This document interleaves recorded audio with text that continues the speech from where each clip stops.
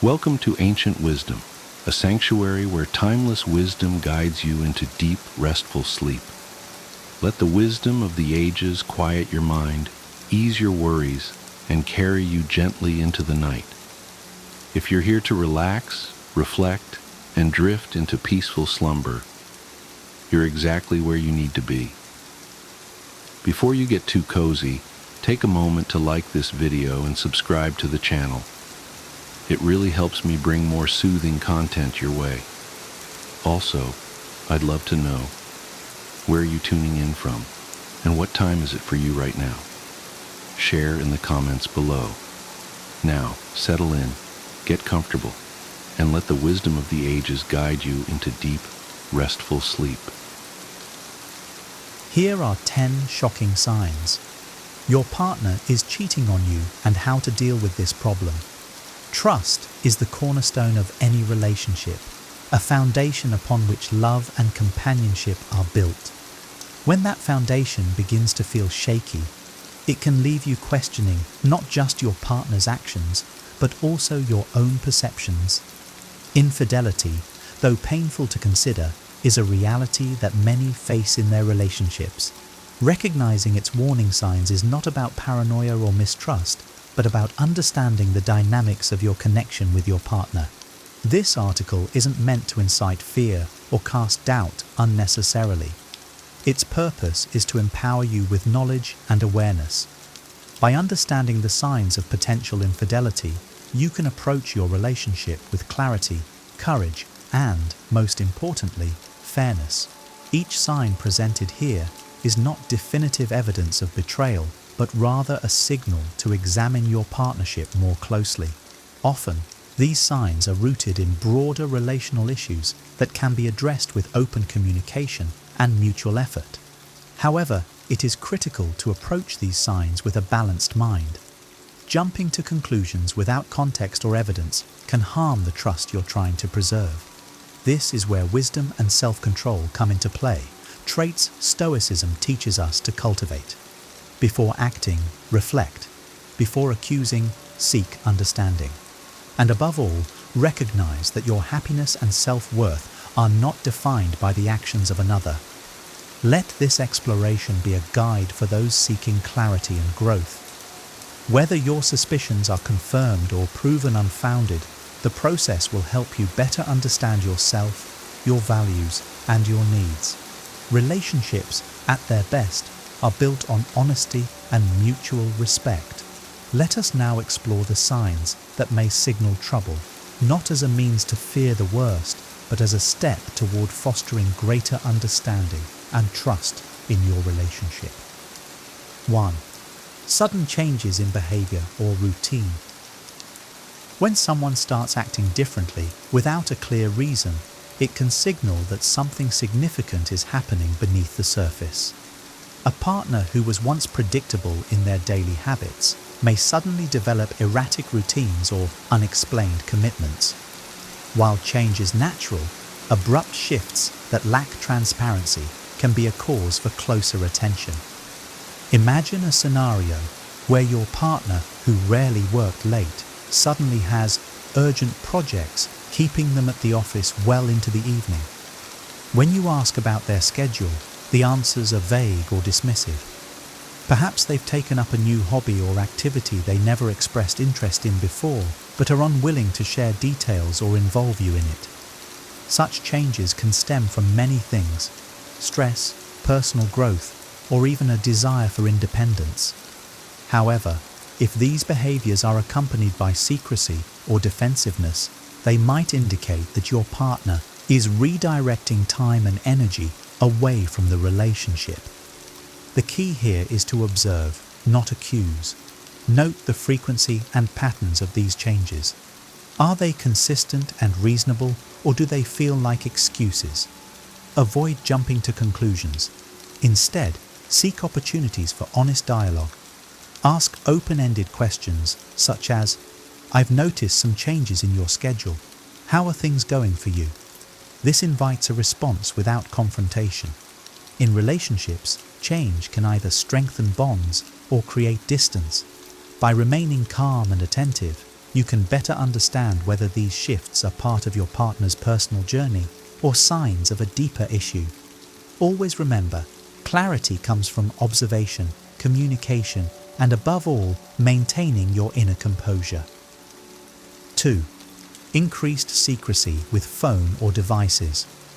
In today's connected world, our devices are extensions of our lives. A sudden increase in secrecy around a phone, laptop, or tablet can raise questions. This could include password changes, keeping their screen out of view, or stepping out of the room to take calls. For instance, your partner might start placing their phone face down on the table or become anxious when you're near it. They may lock their device when it was previously accessible or grow defensive when you casually ask about who they're texting. While privacy is important in any relationship, excessive secrecy can signal that something is amiss. It's worth considering whether the behavior is consistent with their usual habits or a noticeable departure. Are they avoiding conversations when their phone rings or quickly dismissing notifications when you're nearby?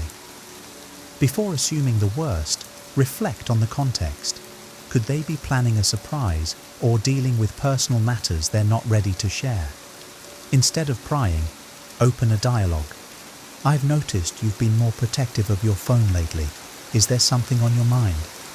This approach shows concern rather than suspicion.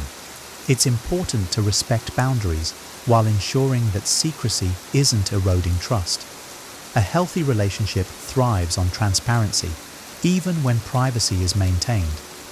Remember, your goal isn't to control their behavior, but to foster openness and understanding. 3. Emotional distance or lack of interest. Emotional intimacy is the glue that holds relationships together. When your partner begins to withdraw emotionally, it's often a sign that something deeper is going on. This withdrawal can manifest as disinterest in shared activities, a lack of engagement in conversations, or a noticeable absence of empathy and connection. For example, imagine your partner no longer asks about your day, seems distracted during conversations, or avoids discussing future plans. If you share exciting news and are met with indifference or disinterest, it can feel isolating. This emotional gap may leave you questioning what has changed and why. While emotional distance doesn't always indicate infidelity, it does suggest that the bond between you is under strain. Approach this shift with curiosity rather than accusation. You might say, "I've been feeling a little disconnected lately.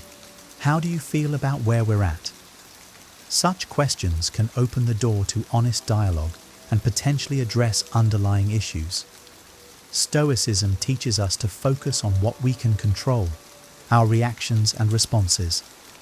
Use this moment to reflect on your relationship's dynamics and how you can contribute to rebuilding emotional closeness, regardless of the cause. 4. Suspicious financial transactions or unexplained expenses. Money often tells a story, and in some cases, it can reveal hidden aspects of a relationship. If your partner begins spending money in unusual ways or has unexplained transactions, it's worth taking note. Signs include new purchases you weren't informed about, increased ATM withdrawals, or strange charges on credit card statements. For example, you might notice charges for gifts you didn't receive, hotel stays, or unexplained travel expenses. Perhaps your partner has less disposable income than usual, yet their explanations don't quite add up. While financial habits can change for many reasons, secrecy or vagueness around money is a potential red flag. Before jumping to conclusions, consider the full picture. Are they under financial stress they haven't shared, or could there be a legitimate reason for these expenses? A calm, non-accusatory approach is key. I noticed some new expenses on the statement and wanted to check in. Everything okay? This shows concern rather than blame. Financial transparency is a cornerstone of trust in any partnership. Addressing these concerns directly but calmly can clarify misunderstandings or highlight areas that need attention. As a Stoic, Focus on managing your thoughts and reactions while working toward clarity and truth. 5. Frequent arguments or picking fights. Unnecessarily. Conflict is natural in any relationship, but when arguments become frequent, petty, or seem to arise without clear cause, it could be a sign of underlying issues. A partner who starts picking fights over trivial matters might be using conflict as a way to create emotional distance or justify spending time apart. For example, a small mistake like forgetting to pick up groceries turns into a full-blown argument, or they might criticize you for behaviors they previously accepted. This sudden irritability or hypersensitivity often feels out of place and disproportionate. While arguments are not definitive proof of infidelity, they can indicate that something is disrupting the emotional equilibrium of your relationship. Instead of engaging in reactive behavior, take a step back and evaluate the patterns. Ask yourself, has this behavior become a norm? Is it paired with other concerning signs? When addressing these conflicts, try a calm and reflective approach. I've noticed we've been arguing more lately. Is there something we need to talk about? Such conversations can diffuse tension and invite honest dialogue. The Stoic perspective reminds us that we cannot control others' actions, only our response. Stay grounded, observe without judgment, and focus on maintaining your inner peace even amidst emotional turbulence. 6. Change in appearance or personal grooming habits. A sudden and significant change in your partner's appearance or grooming habits can be a sign that they're seeking external validation. While self-improvement is natural and commendable, unexplained efforts to look more attractive, combined with other suspicious behaviors, might warrant attention. Imagine your partner suddenly starts dressing more stylishly, using new cologne, or spending extra time at the gym. These changes could stem from a desire to impress someone new, especially if they don't involve you or your input. It's essential to consider the context. Are these changes tied to a new job, social circle, or personal goals? If so, they might be entirely innocent. However, if they're accompanied by increased secrecy or emotional distance, it could be a red flag. Address your observations with curiosity, not accusation. You've been putting a lot of effort into your appearance lately. It's great. What's inspired the change? This opens the door for an honest response while showing support for their efforts. As a Stoic, avoid jumping to conclusions or letting assumptions cloud your judgment. Focus on facts and approach the situation with grace and patience. Self-improvement can strengthen relationships when it's shared, so use this opportunity to reconnect. 7. Mysterious new friendships or acquaintances. A partner frequently mentioning or spending time with a new friend, especially one you haven't met, can raise questions. If they're vague about this person, or seem reluctant to introduce you, it might indicate they're hiding something. For instance, your partner might reference a new co-worker or friend in casual conversation, but deflect when you ask more about them. They may claim these interactions are purely professional or platonic, but avoid sharing details or involving you in their plans. While new friendships are normal and healthy, secrecy around them isn't. A partner who values transparency will naturally include you in their social life. If you feel excluded or left in the dark, it's worth gently probing. You've mentioned person's name a few times. When do I get to meet them? The Stoic approach emphasizes reason over emotion. Resist letting jealousy or insecurity take over.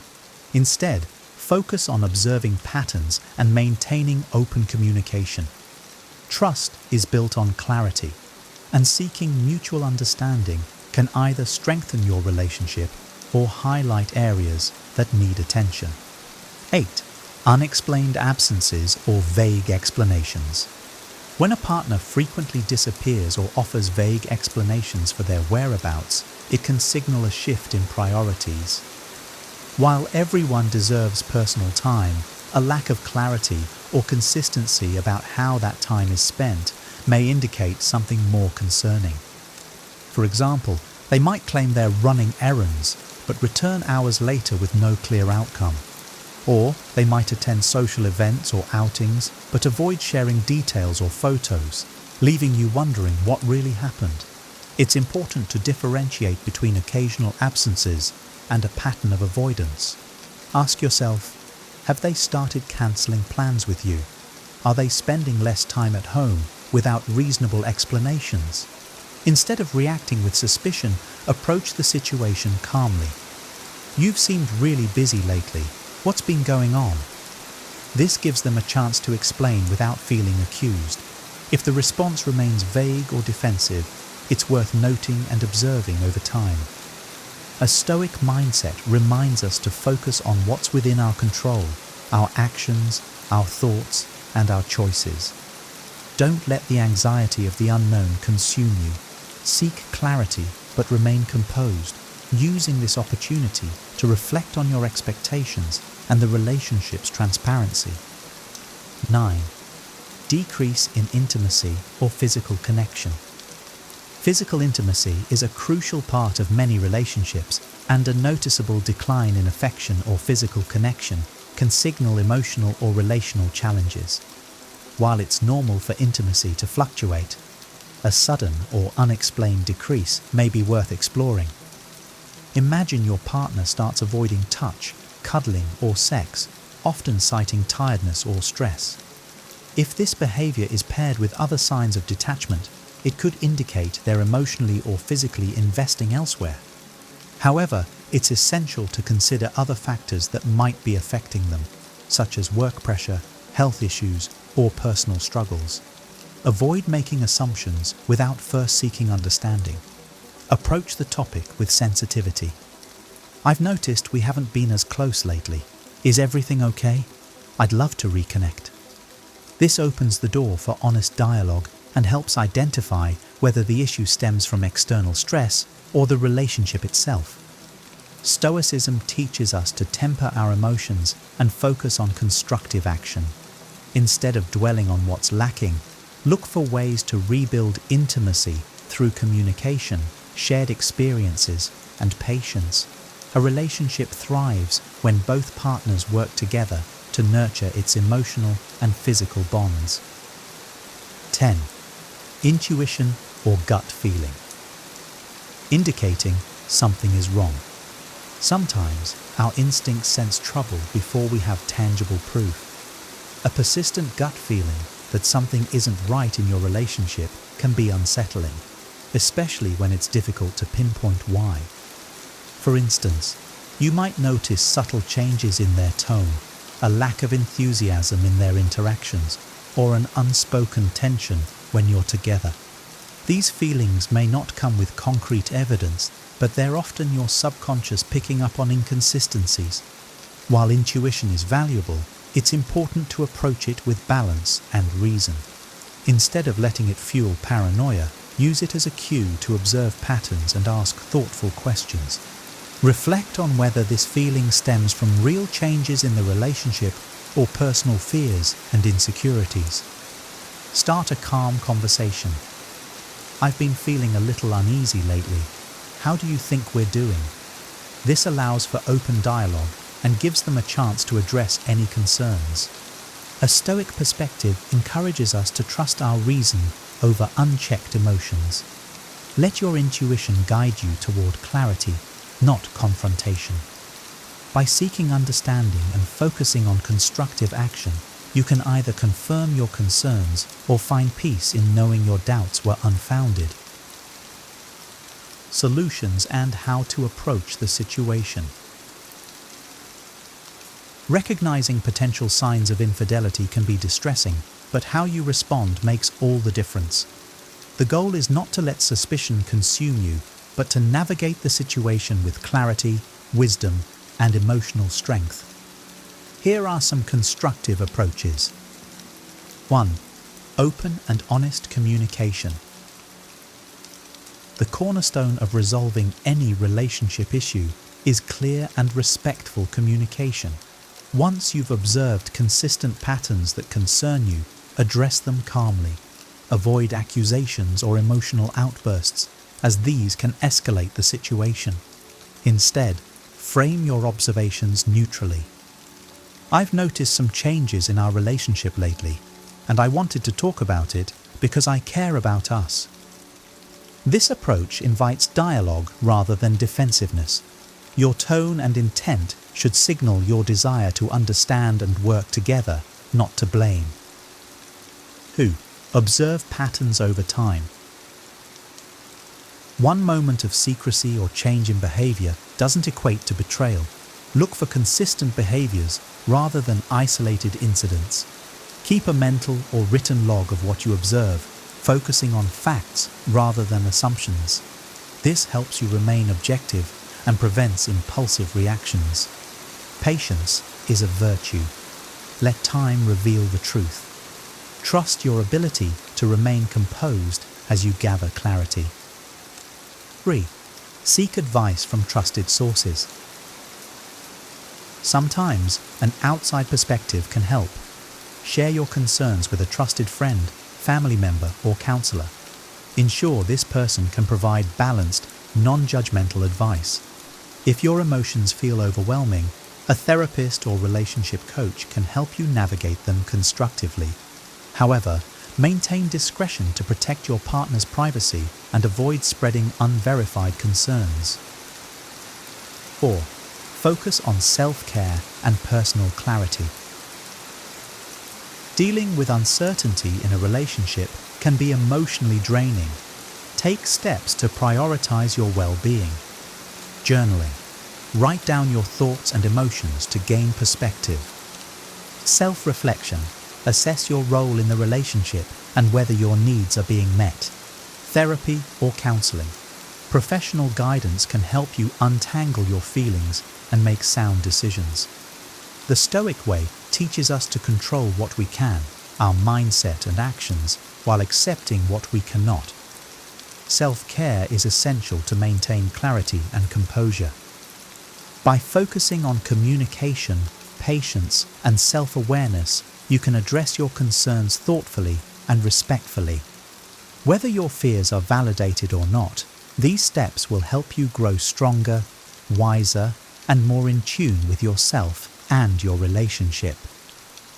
Recognizing signs of infidelity is a challenging journey, but it doesn't have to lead to despair. Relationships are built on trust, and addressing concerns openly can either reinforce that trust or bring clarity to what needs change. Avoid assumptions or rash actions. Instead, approach the situation with patience and wisdom. Focus on communication, observe behaviors over time, and prioritize your emotional health. Whether you move forward together or separately, this process will help you grow and develop deeper self-awareness. In the end, remember this truth: your worth is not defined by someone else's actions. By embracing clarity and resilience, you can navigate any challenge with grace and strength, paving the way for healthier and more fulfilling relationships. If you found this content insightful, don't forget to like this video, subscribe to our channel for more wisdom on navigating life and relationships, and share your thoughts or takeaways in the comments below. Have you noticed any of these signs before? How did you approach the situation? Your experiences could provide valuable perspectives for others. Thank you for watching, and remember, the path to clarity begins with understanding yourself and the connections you choose to nurture. Here are 10 terrible signs you are in a toxic friendship that you must know. Have you ever walked away from a conversation with a friend feeling drained, betrayed, or even worse about yourself? Toxic friendships are silent energy thieves, and they could be sabotaging your happiness and success without you even realizing it. Here's the shocking truth. Toxic friendships can harm your mental and emotional well-being as much as, or even more than, bad relationships. And the worst part? You might not even see the signs until it's too late. From constant criticism to subtle manipulation, these friendships leave you questioning your worth and doubting your instincts. Imagine what life would look like if you broke free from these bonds and reclaimed your energy and peace of mind. In this video, we're diving into the 10 terrible signs of a toxic friendship. We'll unpack each one with relatable examples and timeless wisdom to help you spot these red flags and take back control of your relationships. And stick around until the end, where I'll share a Stoic strategy that will empower you to protect your peace, no matter how difficult the situation. Let's get started. 1. Constant criticism and negativity. Friendships should be a source of encouragement and positivity, but when a friend constantly criticizes or demeans you, it becomes toxic. I've been there, excited to share a success or even a small joy, only to be met with sarcasm, judgment, or an outright dismissal. Over time, these small cuts pile up, leaving you questioning your worth or feeling like your achievements are never enough. Stoic philosophy offers a valuable perspective in dealing with such situations. Epictetus reminds us, it's not what happens to you, but how you react to it that matters. When someone habitually criticizes us, their words reflect more about them than us. Their negativity may stem from their own insecurities, frustrations, or inability to celebrate others' successes. Understanding this doesn't excuse their behavior, but it helps us not internalize their words. There's also wisdom in Marcus Aurelius's reflection, choose not to be harmed, and you won't feel harmed. For a long time, I allowed the opinions of others to shape how I saw myself. If they criticized my work or mocked my dreams, I'd question whether I was on the right path. But the Stoics teach us to ground our self-worth internally, not in the unstable approval of others. I learned to step back and ask, is their criticism constructive, or is it just noise? Most of the time it was the latter, but knowing this doesn't mean we should tolerate endless negativity. A true friend's feedback may sometimes be uncomfortable, but it should always come from a place of care and a desire to see us grow. Toxic criticism, on the other hand, is intended to diminish us. Seneca wrote, associate with people who are likely to improve you. If a friendship consistently drags you down, it's worth re-evaluating its place in your life. I began setting boundaries when I recognized this pattern in a past friendship. Instead of confronting their negativity with anger, I calmly expressed how their words affected me. Stoicism taught me to remain composed and intentional in my response.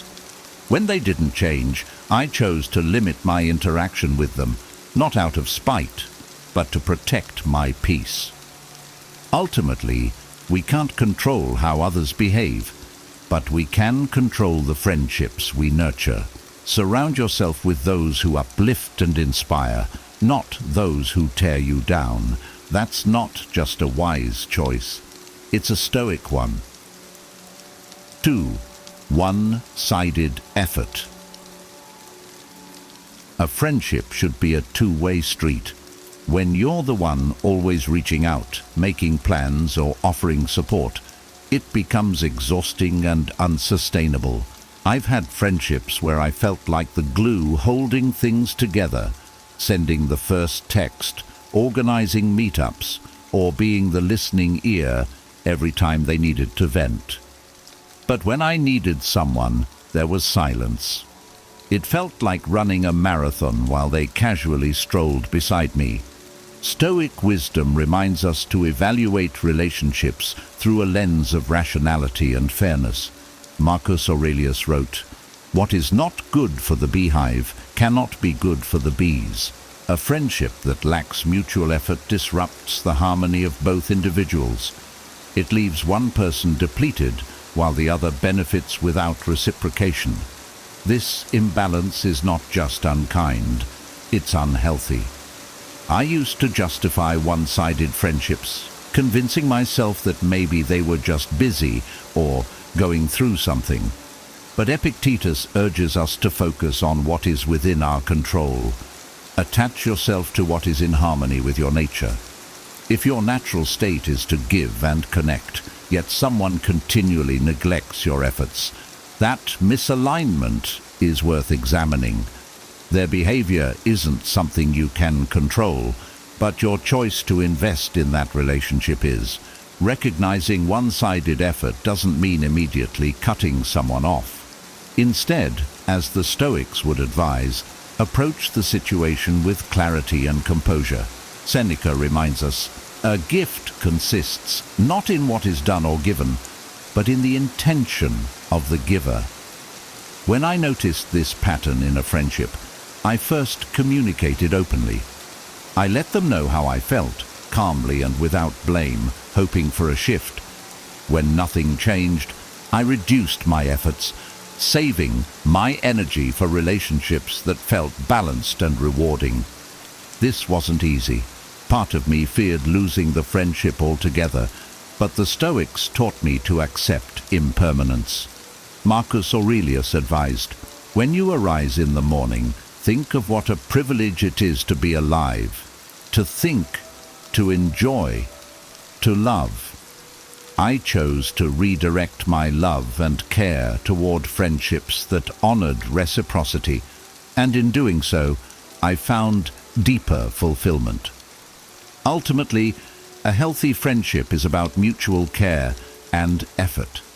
If you're constantly overextending yourself, pause and reflect. Is this a friendship or a one-sided obligation? Stoicism encourages us to invest wisely, not just in things, but in people. 3. Manipulation and control. Friendship thrives on trust and mutual respect, but manipulation and control poison that foundation. A toxic friend might use guilt, emotional blackmail, or subtle pressure to sway you into doing things their way. I've experienced this firsthand. A friend who would frame every request as a test of loyalty, or who'd act hurt when I set boundaries, making me feel like the villain for prioritizing my needs. Stoic philosophy offers powerful tools to navigate such dynamics. Epictetus reminds us, if someone is able to provoke you, realize that your mind is complicit in the provocation. Manipulative friends often rely on emotional triggers, guilt, fear, or the desire to please. They count on our reactions to keep control. But when we pause and reflect instead of reacting, we reclaim our power. Their words and actions lose their grip on us. Marcus Aurelius's wisdom also applies here. You have power over your mind, not outside events. Realize this, and you will find strength. In my case, I started to recognize the patterns. When my friend used guilt to control me, I asked myself, is this demand reasonable? Would they act the same way if roles were reversed? The answer was often no. By grounding my decisions in reason rather than emotion, I began to see their manipulation for what it was, a tactic, not a truth. It's crucial, however, not to respond to manipulation with anger or retaliation. Stoics advocate for calm and measured action. Seneca wrote, "The best revenge is not to be like your enemy." When I confronted my friend about their behavior, I did so with composure, explaining how their actions made me feel and why it was affecting our friendship. This allowed me to set boundaries without escalating the situation. Still, not all manipulative relationships can be salvaged. If a friend refuses to respect your autonomy, Stoicism teaches us to let go gracefully. Epictetus advises, don't explain your philosophy, embody it. By stepping away, you set a standard for how you deserve to be treated, not just by others, but by yourself. Friendship should empower, not control. If someone's behavior feels like manipulation, it's a sign to reflect, act with integrity, and protect your inner peace.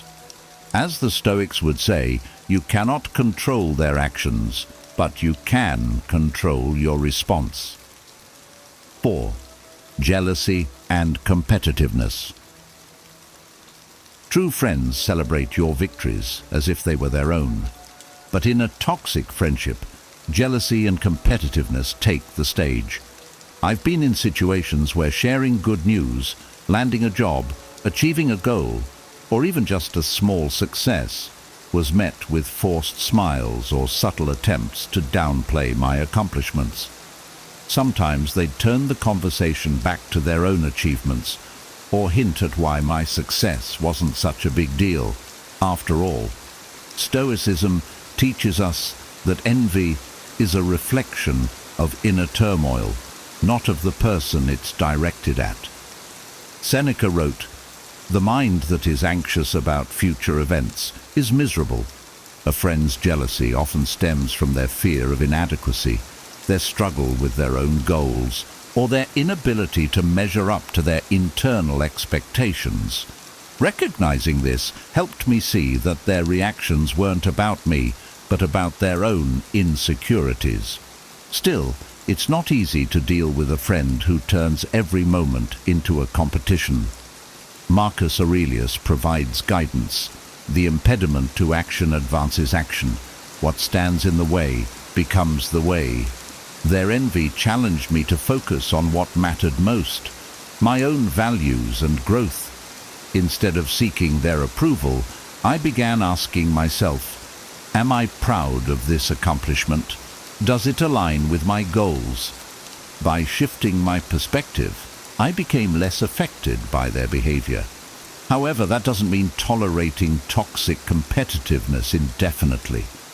As Epictetus advises, it is not things themselves that disturb people, but their judgments about those things. When jealousy repeatedly overshadowed our friendship, I addressed it. I calmly explained how their reactions made me feel, highlighting that a true friend's joy is multiplied by shared success, not diminished by it. In one case, this conversation improved the friendship. In another, it didn't. When their competitiveness remained toxic, I followed Seneca's wisdom. Withdraw into yourself as far as you can. I chose to distance myself from that friendship, not with bitterness, but with an understanding that some relationships aren't meant to last. A friend's jealousy shouldn't dim your light or make you shrink yourself. A genuine friendship is a partnership in growth and joy. When competitiveness replaces camaraderie, Stoicism encourages us to focus on our path, maintain our inner tranquility, and seek relationships that uplift rather than undermine us. 5. Disrespecting boundaries. Healthy friendships. Respect personal boundaries, but toxic ones often disregard them.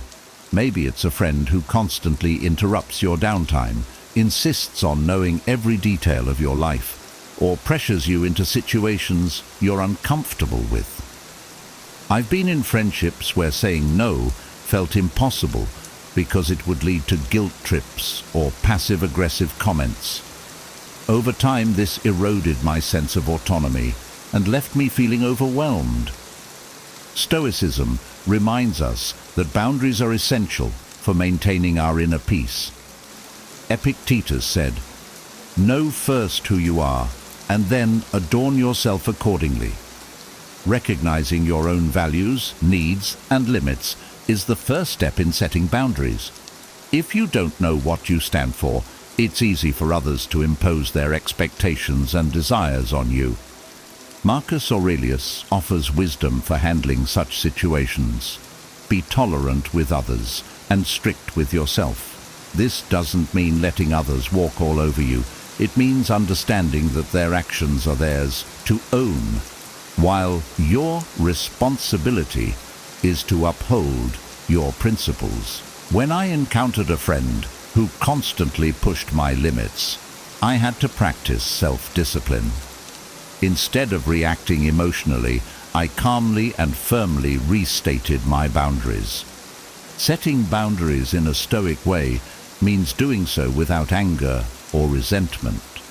Seneca advised, anger, an acid that can do more harm to the vessel in which it is stored than to anything on which it is poured.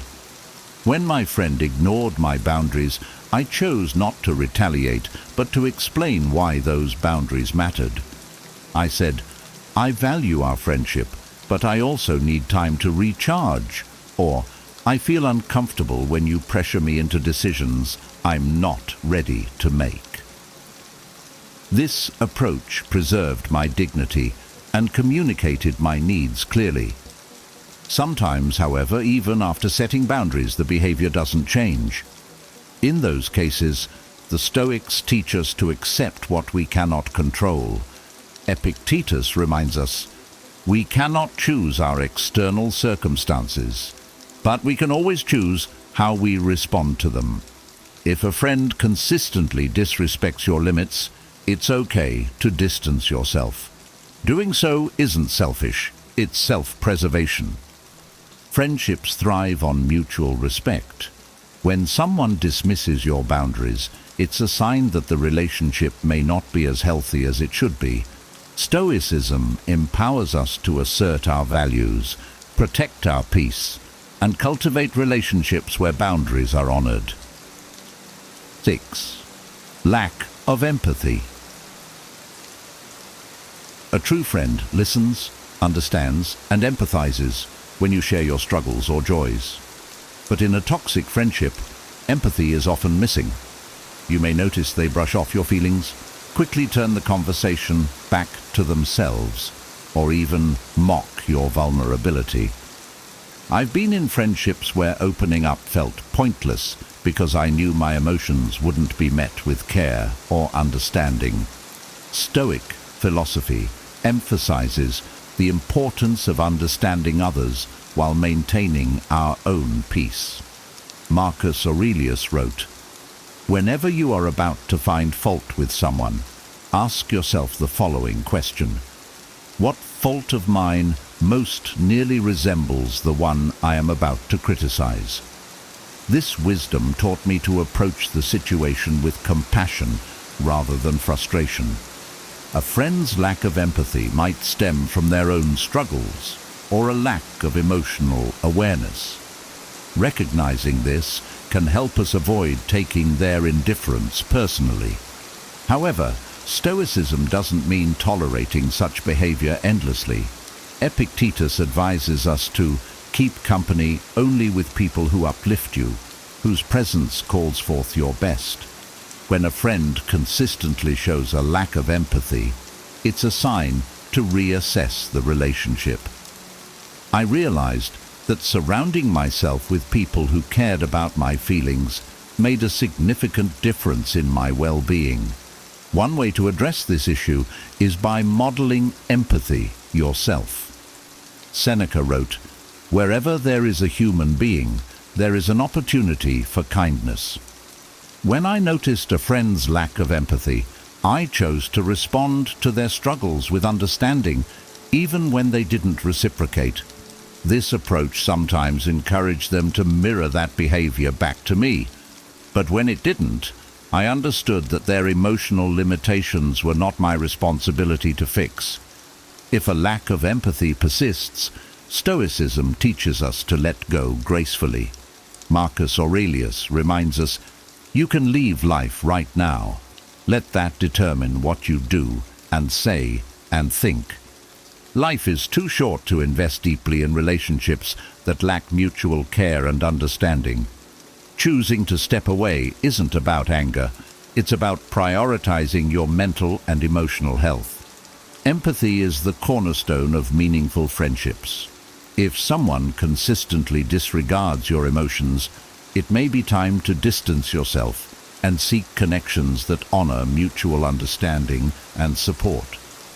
Stoicism reminds us to act with kindness, but also with clarity and self-respect. 7. Gossiping about you. Trust is the foundation of any friendship. But when a friend gossips about you, spreading personal details, sharing secrets, or speaking negatively behind your back, it feels like a betrayal. I've experienced this before, discovering that someone I trusted had been sharing my vulnerabilities with others. It was like being stabbed in the back by someone who was supposed to have my best interests at heart. Stoic philosophy offers a steadying perspective in such moments of betrayal. Epictetus reminds us, what other people say about you is not your concern. Your concern is what you think about yourself. While gossip can sting, it's important not to let it define your self-worth. Their words reflect their character, not yours. When I learned about a friend's gossip, I reminded myself that their actions were a result of their insecurities, not a judgment of my value. Seneca advises, if you live according to nature, you will never be poor. If you live according to opinion, you will never be rich. This principle taught me to detach from the opinions of others, including friends. Instead of obsessing over what they said or why they said it, I focused on whether I had acted in alignment with my own values. If my conscience was clear, their gossip lost its power over me. Confronting gossip requires courage and tact. Marcus Aurelius said, "Waste no more time arguing about what a good man should be. Be one." When I approached the friend who had gossiped about me, I stayed calm and direct, explaining how their actions had damaged my trust. Instead of attacking them, I shared my feelings and allowed them to respond. This Stoic approach helped me address the issue without escalating it. Unfortunately, not all friendships recover from betrayal. As Epictetus teaches, he who is not a good friend to himself cannot be a good friend to anyone else. If a friend continues to gossip or fails to take responsibility for their actions, it's okay to walk away. Removing toxic influences from your life is an act of self-respect, not hostility. A true friend safeguards your secrets and speaks well of you when you're not around. If someone consistently breaks this trust, Stoicism encourages us to let go of resentment, protect our peace, and seek relationships built on loyalty and integrity. 8. Draining your energy. Spending time with a friend should leave you feeling uplifted and connected, not exhausted. But with a toxic friend, the opposite often happens. Whether it's their constant negativity, endless drama, or neediness, these interactions can feel like an emotional drain. I've had friendships where I left every conversation feeling more stressed than before, as though my energy had been siphoned away. Stoicism provides powerful insights for navigating such relationships. Marcus Aurelius wrote, "People exist for one another. Teach them or bear with them." This reminds us that while it's natural to support a friend in need, there's a balance to maintain. If someone's constant issues are consuming your time and energy, you're not obligated to sacrifice your well-being. Stoicism emphasizes rational decision-making, not emotional martyrdom. One way I addressed this issue was by setting boundaries, something Epictetus often emphasized. He advised, know what you can bear and carry no more than your share. For example, when a friend frequently turned every interaction into a venting session, I calmly but firmly expressed that I couldn't always be available for their emotional unloading. Instead of cutting them off, I suggested specific times we could talk or offered other forms of support, like recommending a therapist or group where they could share their burdens more effectively. Seneca also offers wisdom for handling energy-draining relationships. Associate with those who make a better man of you.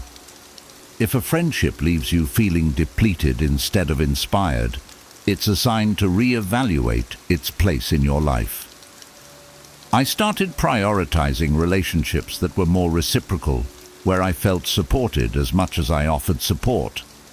It's also essential not to respond with frustration or resentment. Stoicism teaches us to approach challenges with equanimity. Marcus Aurelius said, "You have power over your mind, not outside events. Realize this, and you will find strength." Instead of being annoyed by my friends' behavior, I shifted my perspective. I saw their constant negativity as a reflection of their struggles rather than a personal attack. Ultimately, friendships should bring balance, not exhaustion.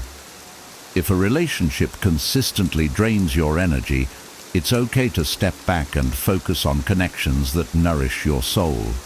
As the Stoics teach, protecting your peace isn't selfish.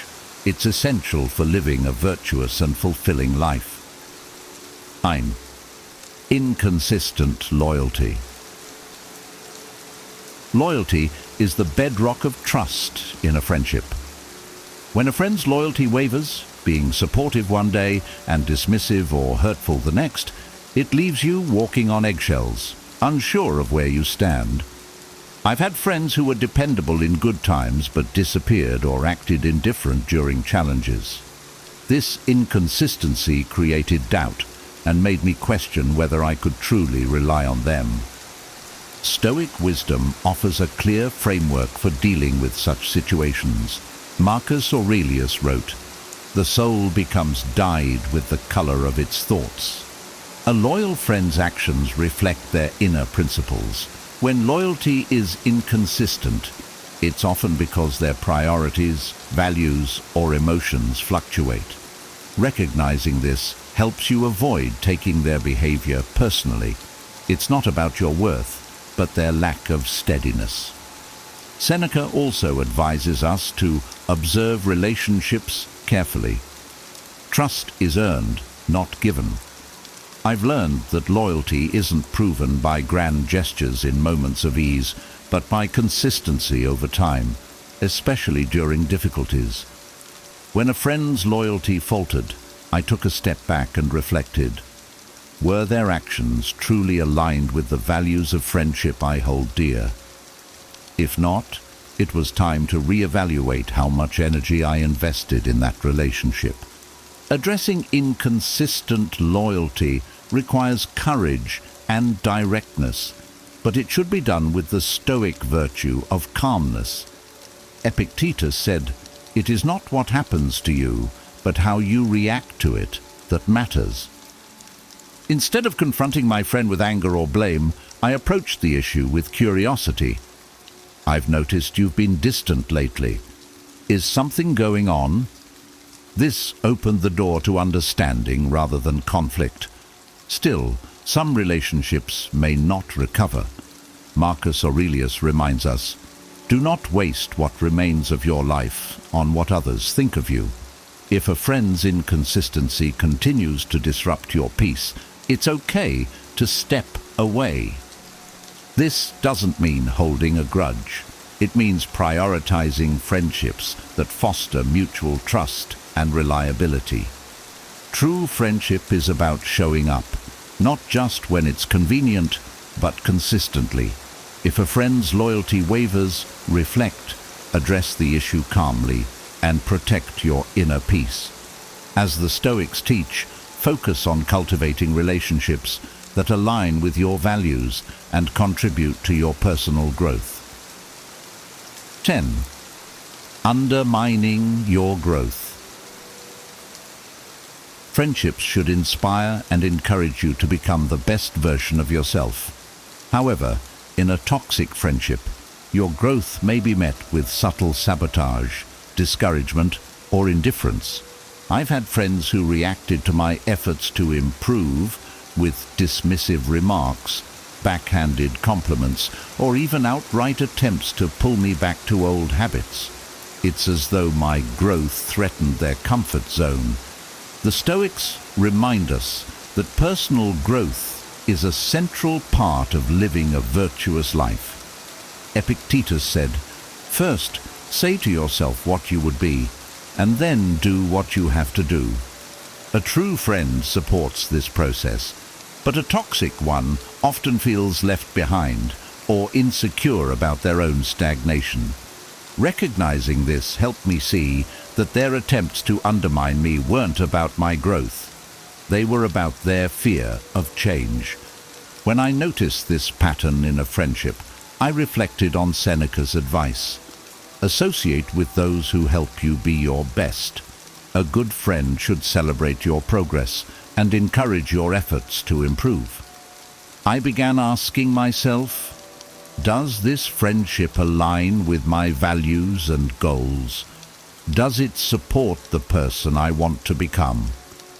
If the answer was no, I knew it was time to reevaluate the relationship. Addressing this issue requires a Stoic approach, calm, rational, and composed. Marcus Aurelius said, "Be tolerant with others and strict with yourself." Instead of accusing my friend of sabotaging me, I explained how their actions or comments made me feel. I shared my goals and why they mattered, giving them a chance to understand and support me. In some cases, this led to a deeper connection as they realized the impact of their behavior. In others, their resistance to change or continued negativity made it clear that the friendship was holding me back. As Epictetus teaches, the key is to keep company only with people who uplift you, whose presence calls forth your best. Letting go of friendships that undermine your growth isn't easy, but it's necessary for your well-being. Stoicism teaches us to act with integrity, prioritize our values, and seek relationships that encourage our journey toward self-improvement. Surround yourself with people who celebrate your growth and inspire you to keep striving for excellence. Toxic friendships can be hard to spot and even harder to let go of, but recognizing these red flags is the first step toward protecting your peace and building healthier relationships.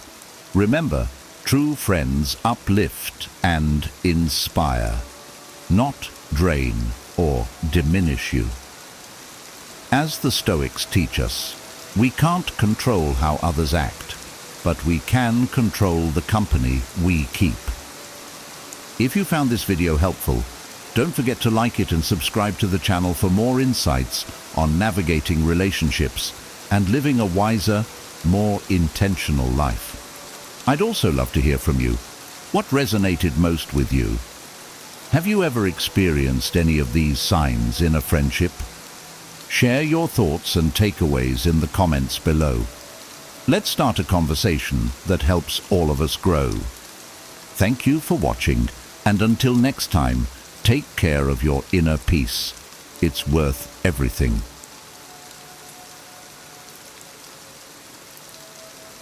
"12 Signs of Poor Boundaries."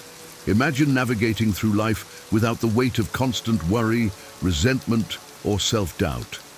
Picture a reality where your sense of self remains unshaken, no matter the external pressures. This serene existence is within reach, rooted in the ancient wisdom of Stoicism and the mastery of setting healthy boundaries. Boundaries profoundly impact our lives, influencing our relationships, mental and physical health, and our very identity. In this enlightening discussion, we explore the 12 signs of poor boundaries, unveiling how these often overlooked aspects can entangle us in toxic relationships, exhaust our mental and physical health, and erode our true selves. Through the lens of Stoic philosophy, each sign is dissected, offering timeless strategies to reclaim control, build resilience, and live with greater integrity and purpose. Ready to transform your life and relationships? Let's uncover the wisdom behind setting boundaries and embracing your true self. Number 1, neglecting personal growth. Neglecting personal growth is a telltale sign of poor boundaries, a concept deeply rooted in the Stoic philosophy. Stoicism emphasizes the pursuit of self-improvement and living a life aligned with virtue. When one overcommits to the needs of others, personal development is often sacrificed. This neglect not only stifles one's potential, but also leads to a life unfulfilled. The Stoics remind us that the highest good lies within, and thus we must prioritize our own growth to achieve true contentment. Embracing the Stoic principle of continuous self-improvement requires setting boundaries that allow for reflection, learning, and the cultivation of inner virtues. By doing so, we honor our true selves and contribute more meaningfully to the world around us. Remember, personal growth is not a selfish endeavor, but a necessary foundation for a life of wisdom and resilience. Set boundaries that protect your time and energy, ensuring that you can focus on becoming the best version of yourself. In doing so, you not only elevate your own life, but also inspire and uplift those around you. Number 2, over-focus on others. The Stoic philosophy teaches us the importance of balance, especially when it comes to our focus on others. Over-focusing on the needs of others at the expense of our own well-being is a clear sign of poor boundaries. While helping others is a noble pursuit, it must not lead to self-neglect. The Stoics urge us to maintain our inner tranquility and self-care, for only then can we be truly effective in our service to others. Excessive self-sacrifice leads to burnout and diminishes our capacity to support those we care about. By setting healthy boundaries, we ensure that our efforts to assist others do not come at the cost of our own health and happiness. In Stoic terms, this balance is achieved by recognizing our sphere of control and focusing on what we can manage, our own actions and reactions. Protect your well-being by establishing clear limits on how much you extend yourself for others. This practice not only preserves your energy, but also enhances the quality of your support, allowing you to serve from a place of strength and stability. Number 3, the loss of self. Losing one's sense of self is a profound consequence of poor boundaries. The Stoics champion the idea of knowing and embracing one's true nature, staying steadfast in one's principles and purpose.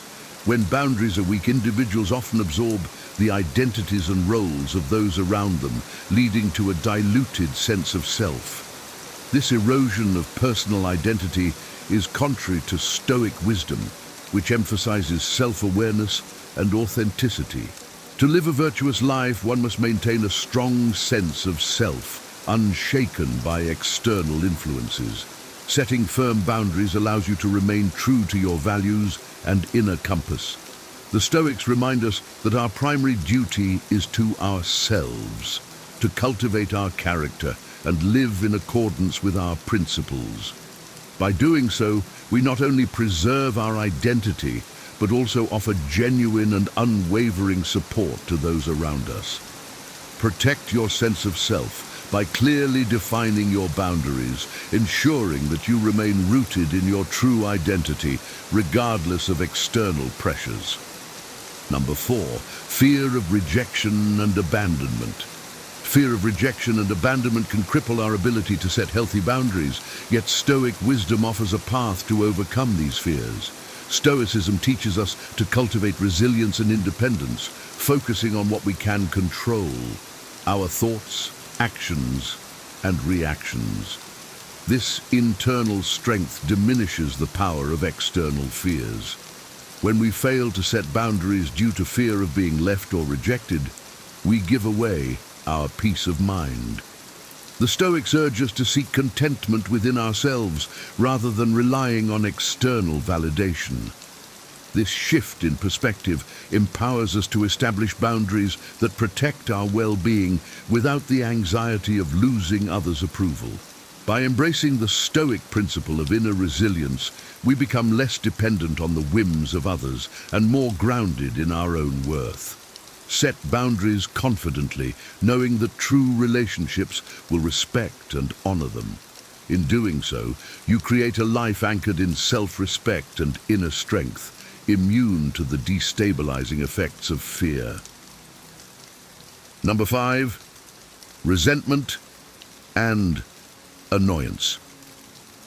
Resentment and annoyance often arise from overextending ourselves due to poor boundaries. The Stoics advise us to manage our emotions by accepting what we cannot control and focusing on our own actions. When we neglect our boundaries, we often find ourselves frustrated and resentful, feeling taken advantage of by others. Stoic wisdom teaches us that these negative emotions are indicators of our own missteps in maintaining boundaries. By recognizing and addressing the root cause, our failure to set limits, we can reclaim our peace of mind. Establishing clear boundaries is an act of self-care that aligns with Stoic principles. It allows us to interact with others from a place of balance and composure rather than frustration. Accept the responsibility for your boundaries and use them to protect your emotional well-being. By doing so, you transform resentment into tranquility, fostering healthier and more respectful relationships. Number 6, inability to say no. The inability to say no is a common sign of poor boundaries, and Stoic philosophy provides valuable guidance on this issue. The Stoics remind us that true self-respect involves making choices that align with our values and well-being. Saying no when necessary is a form of self-care and integrity. When we consistently agree to tasks or favors out of fear of conflict or disappointing others, we compromise our own needs and values. The Stoic advocate for a life of virtue, which includes the courage to say no when it is in our best interest. This practice not only preserves our energy and focus, but also ensures that our commitments are genuine and meaningful.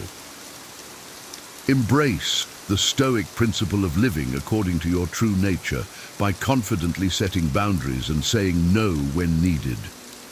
This act of self-respect not only enhances your own well-being, but also fosters more authentic and balanced relationships. Number 7, passive aggressiveness. Passive aggressiveness is a subtle yet destructive sign of poor boundaries. Stoicism promotes clear and honest communication rooted in respect and understanding. When we fail to set and communicate our boundaries directly, frustration and unmet needs often manifest as passive-aggressive behavior. This indirect expression of dissatisfaction creates confusion and resentment in our relationships. The Stoics teach us to address issues head-on with calmness and clarity, ensuring that our interactions are based on mutual respect. By setting clear boundaries and communicating them openly, we avoid the pitfalls of passive aggressiveness. This approach fosters healthier relationships and aligns with the Stoic ideal of living in harmony with others. Embrace the courage to communicate your needs and boundaries directly, creating a foundation of respect and understanding in all your interactions. Number 8, people-pleasing. People-pleasing is a clear indicator of poor boundaries and a significant barrier to living a virtuous life. Stoicism teaches us to seek inner contentment and integrity over external approval. When we prioritize pleasing others over our own needs and values, we compromise our true selves and invite imbalance into our lives. The Stoics remind us that our worth is not determined by others' opinions, but by our own virtuous actions. By setting boundaries that honor our true nature, we live with authenticity and self-respect. People-pleasing often stems from a desire for validation, but Stoicism encourages us to find that validation within. Cultivate the strength to set boundaries and prioritize your own well-being, knowing that true respect and admiration come from living in accordance with your principles. Number 9, oversharing. Oversharing is another sign of poor boundaries that Stoicism addresses through the principle of discretion. Sharing too much information too quickly, especially without establishing trust, can lead to vulnerability and regret. The Stoics advocate for measured and thoughtful communication, sharing only what is necessary and appropriate.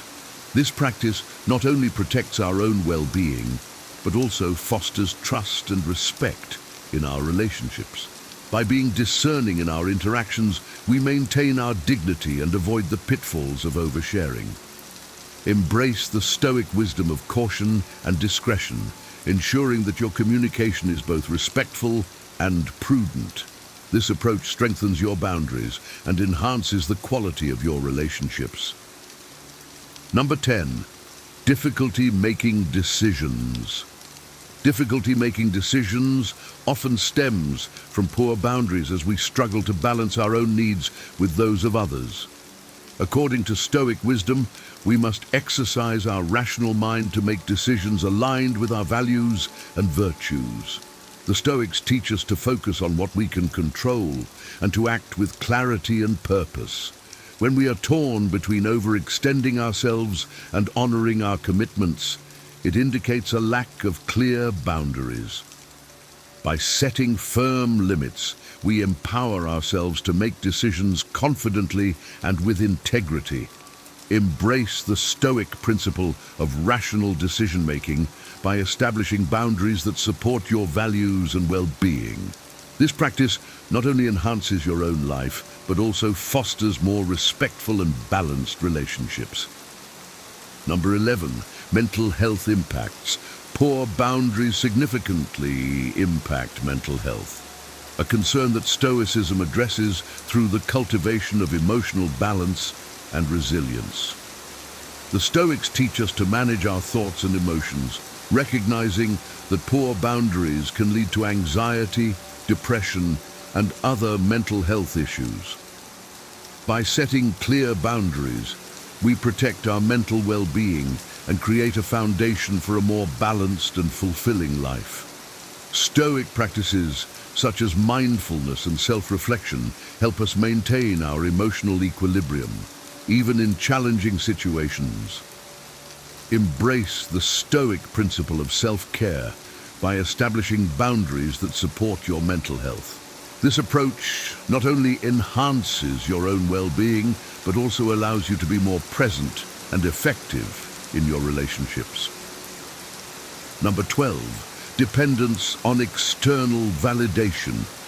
Dependence on external validation is a pervasive sign of poor boundaries.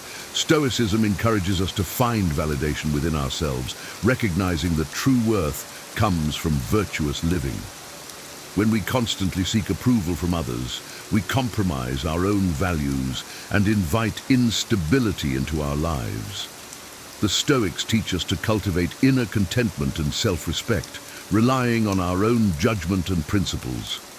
By setting boundaries that prioritize our well-being and integrity, we free ourselves from the need for external validation. Embrace the Stoic wisdom of self-reliance, ensuring that your actions are guided by your values rather than the opinions of others. This practice not only strengthens your boundaries, but also enhances your sense of self-worth and fulfillment. Mastering the art of setting boundaries is not just about protecting your peace, it's about reclaiming your true self and living a life of purpose and resilience. By embracing the wisdom of Stoicism, you can transform your interactions, nurture your mental health, and cultivate a sense of inner tranquility that remains unshaken by external chaos. As you reflect on these 9 signs of poor boundaries, consider how they manifest in your own life and how you can start making changes today. Remember, setting boundaries is an act of self-respect and a commitment to living authentically. We'd love to hear your thoughts and experiences. How have boundaries, or the lack thereof, impacted your life? Share your stories in the comments below, and let's continue this journey toward greater wisdom and self-awareness together. Don't forget to like, share, and subscribe for more insights on living a balanced and fulfilling life. Stay wise, and stay true to yourself. Imagine a life where every setback becomes fuel for growth, where validation isn't needed from anyone but yourself, and your peace is truly unbreakable. The ancient Stoics lived through unimaginable challenges, yet found ways to cultivate an inner strength that could weather any storm. They saw resilience as a mindset, a way to thrive, not just survive. What if you could harness that same power? What if you could pursue your dreams quietly, free from the pull of others' opinions, moving through life with intention and purpose? Today, I'll share 12 Stoic-inspired principles, a roadmap for building unshakable confidence, focusing your energy, and outsmarting life's chaos. These aren't just philosophical ideas, they're practical tools for modern resilience. If you're ready to turn inward and build the kind of strength that truly lasts, let's dive into the first principle. 1. Nurture my aspirations in silence.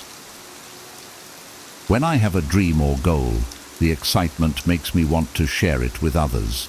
But I've learned that sometimes the best thing I can do for my aspirations is to keep them close, to let them grow quietly in my own mind before exposing them to the outside world. The Stoics taught that dreams need nurturing in solitude because, early on, they're fragile, vulnerable to others' doubts and skepticism. By protecting my dreams from premature exposure, I give them the space to strengthen, evolve, and align with my own values. Keeping my aspirations private helps me stay focused on my true motivation, the internal why that drives me. When I share too early, I risk shifting my focus from achieving the goal to seeking others' approval. By holding back, I'm able to build a deeper commitment to my vision, grounded in my own excitement and determination. This practice allows me to recalibrate and adapt freely without feeling the weight of external expectations. Over time, I've realized that my aspirations are often best shared only when they've matured and are ready to stand strong on their own. When the moment comes to bring others into my vision, I do so with the confidence of knowing I've nurtured it authentically. This quiet, deliberate approach reminds me of a Stoic truth. True power comes from action, not from words. By allowing my dreams to develop privately, I'm able to move toward them with a sense of quiet confidence that no amount of external influence can shake. 2. Avoid gossip and focus on self-improvement. It's easy to get drawn into conversations about others, to focus on their flaws, decisions, or situations. But when I spend energy on gossip, I'm not just talking about others, I'm losing precious time and focus that I could use to improve myself. The Stoics remind me that my energy is finite, and every minute spent judging others is a minute I'm not dedicating to my own growth. Instead of discussing others, I aim to turn my focus inward. Gossip can be a subtle drain on my peace of mind and an unnecessary source of comparison and negativity. By avoiding it, I'm not just creating a more positive environment. I'm also cultivating a mindset focused on growth, compassion, and self-awareness. I've seen the difference it makes in my relationships as well. When I steer clear of gossip, I contribute to a culture of respect, trust, and integrity, where people know I value them for who they are, not for judgments I may pass behind their backs. This principle has a powerful impact on my inner peace too. When I focus on self-improvement rather than others' flaws, I experience more clarity and calm.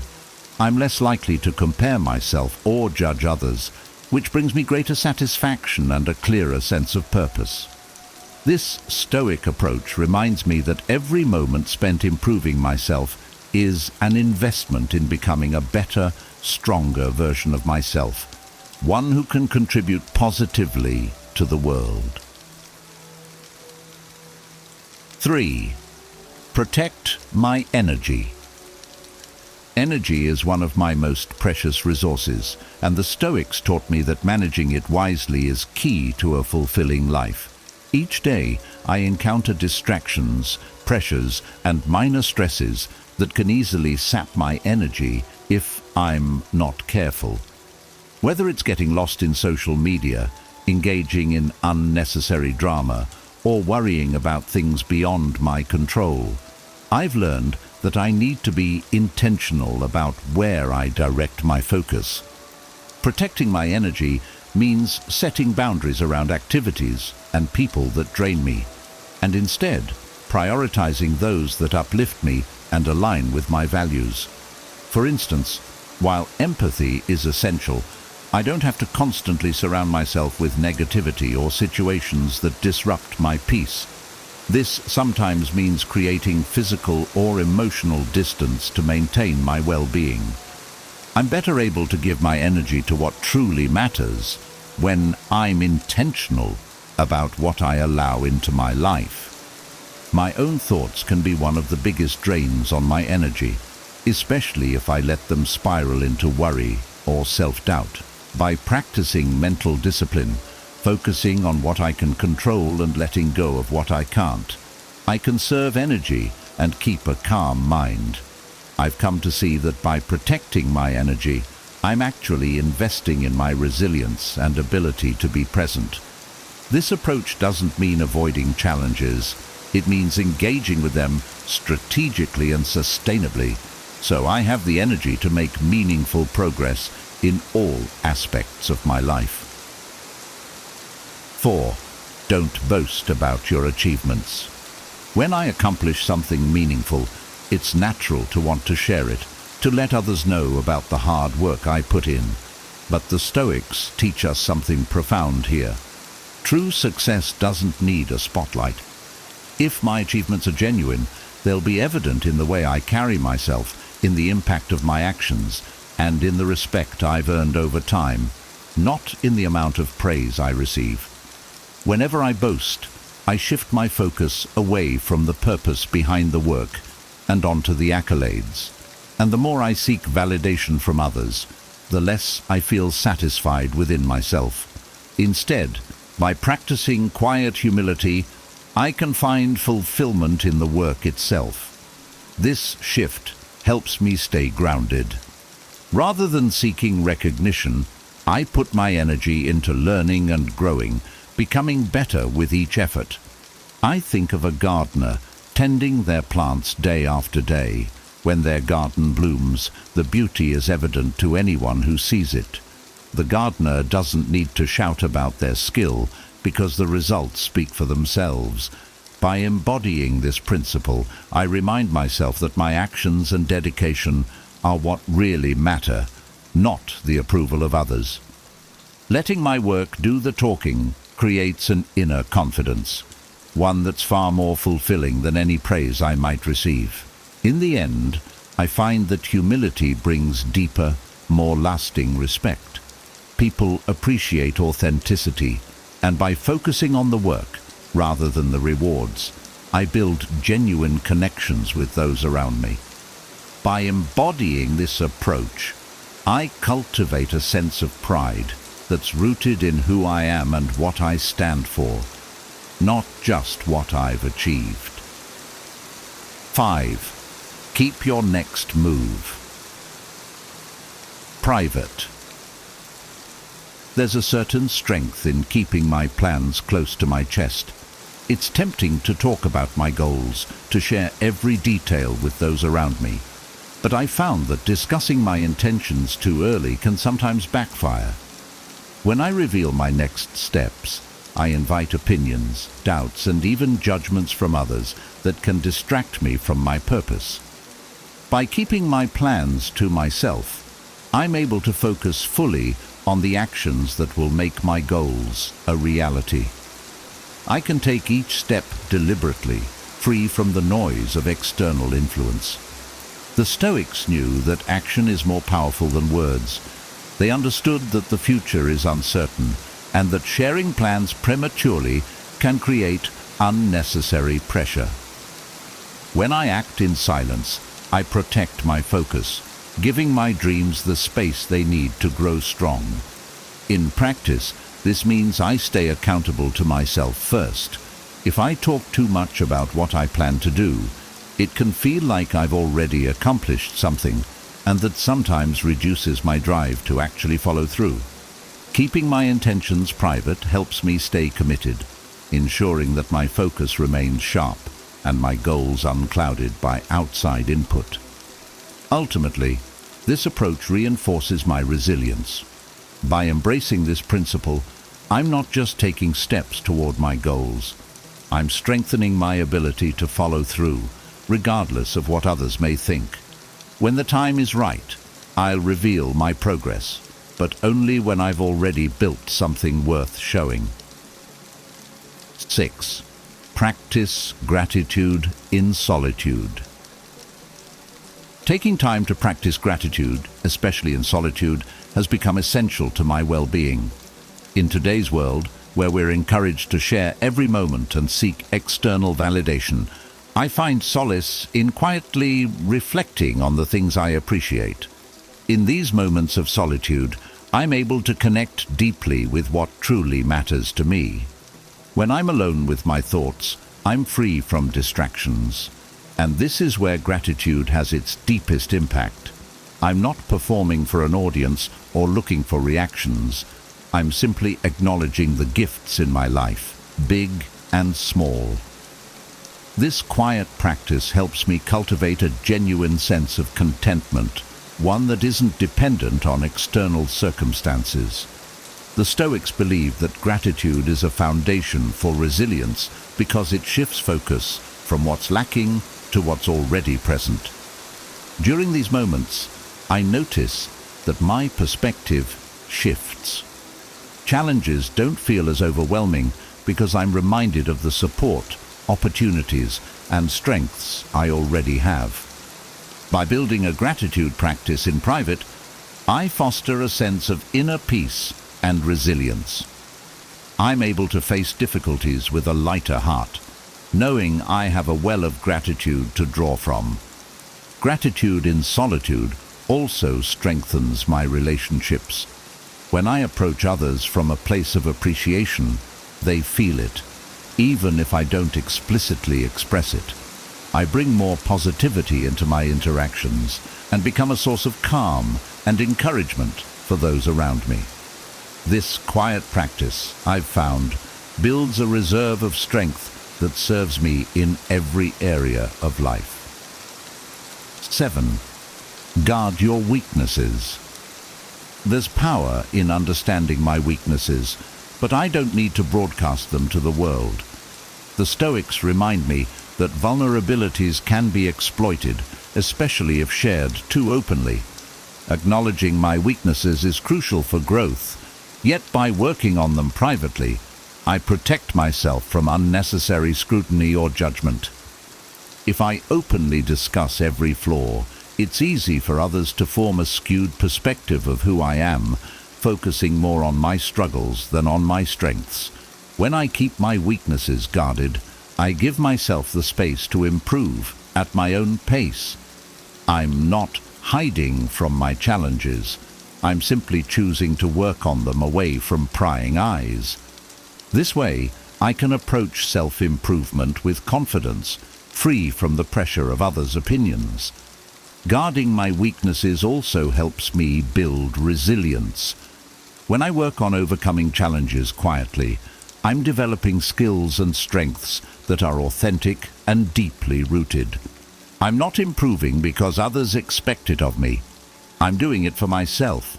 This approach helps me stay focused on my own journey without comparing myself to others. In essence, I'm creating a fortress within myself, one that's reinforced by my own quiet dedication. By embracing this Stoic principle, I'm not just becoming stronger, I'm building an unshakable sense of self-reliance. When I eventually emerge with newfound strengths, I do so with confidence, knowing that I overcame my weaknesses on my own terms. 8. Don't overthink or dwell on challenges.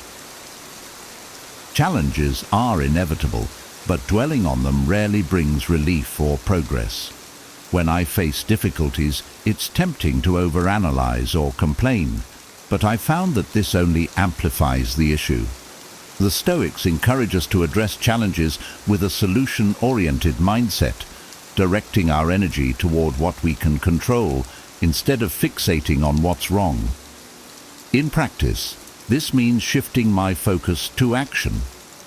Instead of getting stuck in a loop of worry, I break down the problem into manageable steps. I remind myself that challenges aren't meant to defeat me. They're opportunities to grow, to develop resilience and resourcefulness. When I view obstacles this way, I find that they lose much of their intimidating power. This approach doesn't mean ignoring my feelings. I can acknowledge my frustration or disappointment, but I don't let it consume me. By choosing not to dwell, I'm reclaiming control over my response to life setbacks. This perspective has taught me to be proactive, to seek solutions rather than get lost in the problem. Leaders who approach challenges with this mindset become a source of calm and stability. When others see that I am able to move forward without getting bogged down by every obstacle, it inspires confidence and creates a sense of shared resilience. By embracing this Stoic principle, I'm able to handle adversity with a clear mind and a steady heart, always focused on moving forward. 9. Keep your kindness private. When I do something kind, the Stoics remind me that the reward lies in the act itself. In a world where it's common to post about every good deed, there's something deeply satisfying about kindness done quietly. True virtue, they taught, doesn't seek recognition or applause. It's motivated by a genuine desire to contribute positively to the world. By keeping my acts of kindness private, I reinforce that my intentions are pure. I'm not helping others to boost my ego or reputation, but simply because it feels right. This practice also encourages humility, reminding me that the focus isn't on me, it's on the impact I'm creating. When I help others quietly, I feel connected to something bigger than myself, which brings a profound sense of fulfillment. The beauty of unspoken kindness is that it often inspires others. People notice kindness even when it's not broadcasted. It's a quiet strength, one that builds trust and respect over time. When I do good for its own sake, I foster a more compassionate mindset. I'm not as focused on the external rewards. Instead, I feel joy in knowing I've contributed positively, even if no one else is aware. This private kindness has an interesting ripple effect. Those around me may feel encouraged to act in the same way, to help others without needing a stage. By embodying kindness as a personal value, I create a subtle yet powerful influence, inspiring others to lead with compassion too. 10. Seek feedback wisely. Feedback is essential for growth, but I've learned that not all feedback is equally beneficial. The Stoics valued humility and self-awareness, yet they also knew that opening ourselves to everyone's opinions could cloud our judgment. Seeking feedback wisely means choosing mentors and confidants who genuinely understand my goals and have my best interests at heart.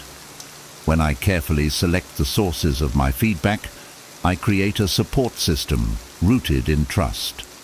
I'm not swayed by every passing opinion. Instead, I'm guided by those who respect my journey and offer insights grounded in experience.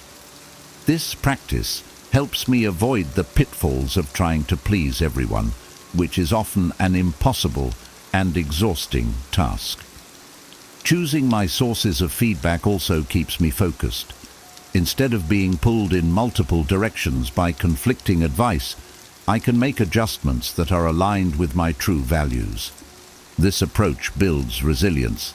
I become more confident in my decisions, knowing that the feedback I receive comes from people who understand my vision and support my growth. In doing this, I foster a growth mindset that's intentional rather than reactive. I'm actively shaping my journey, refining my approach based on insights that are relevant and constructive. By seeking feedback wisely, I stay connected to my purpose, refining my strengths without getting lost in a sea of opinions. 11. Value discretion. Choose wisely who you trust. Not every thought, goal, or challenge is meant to be shared with everyone.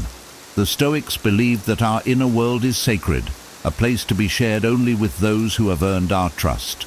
Discretion allows me to protect my boundaries, to choose carefully who I let into my inner circle.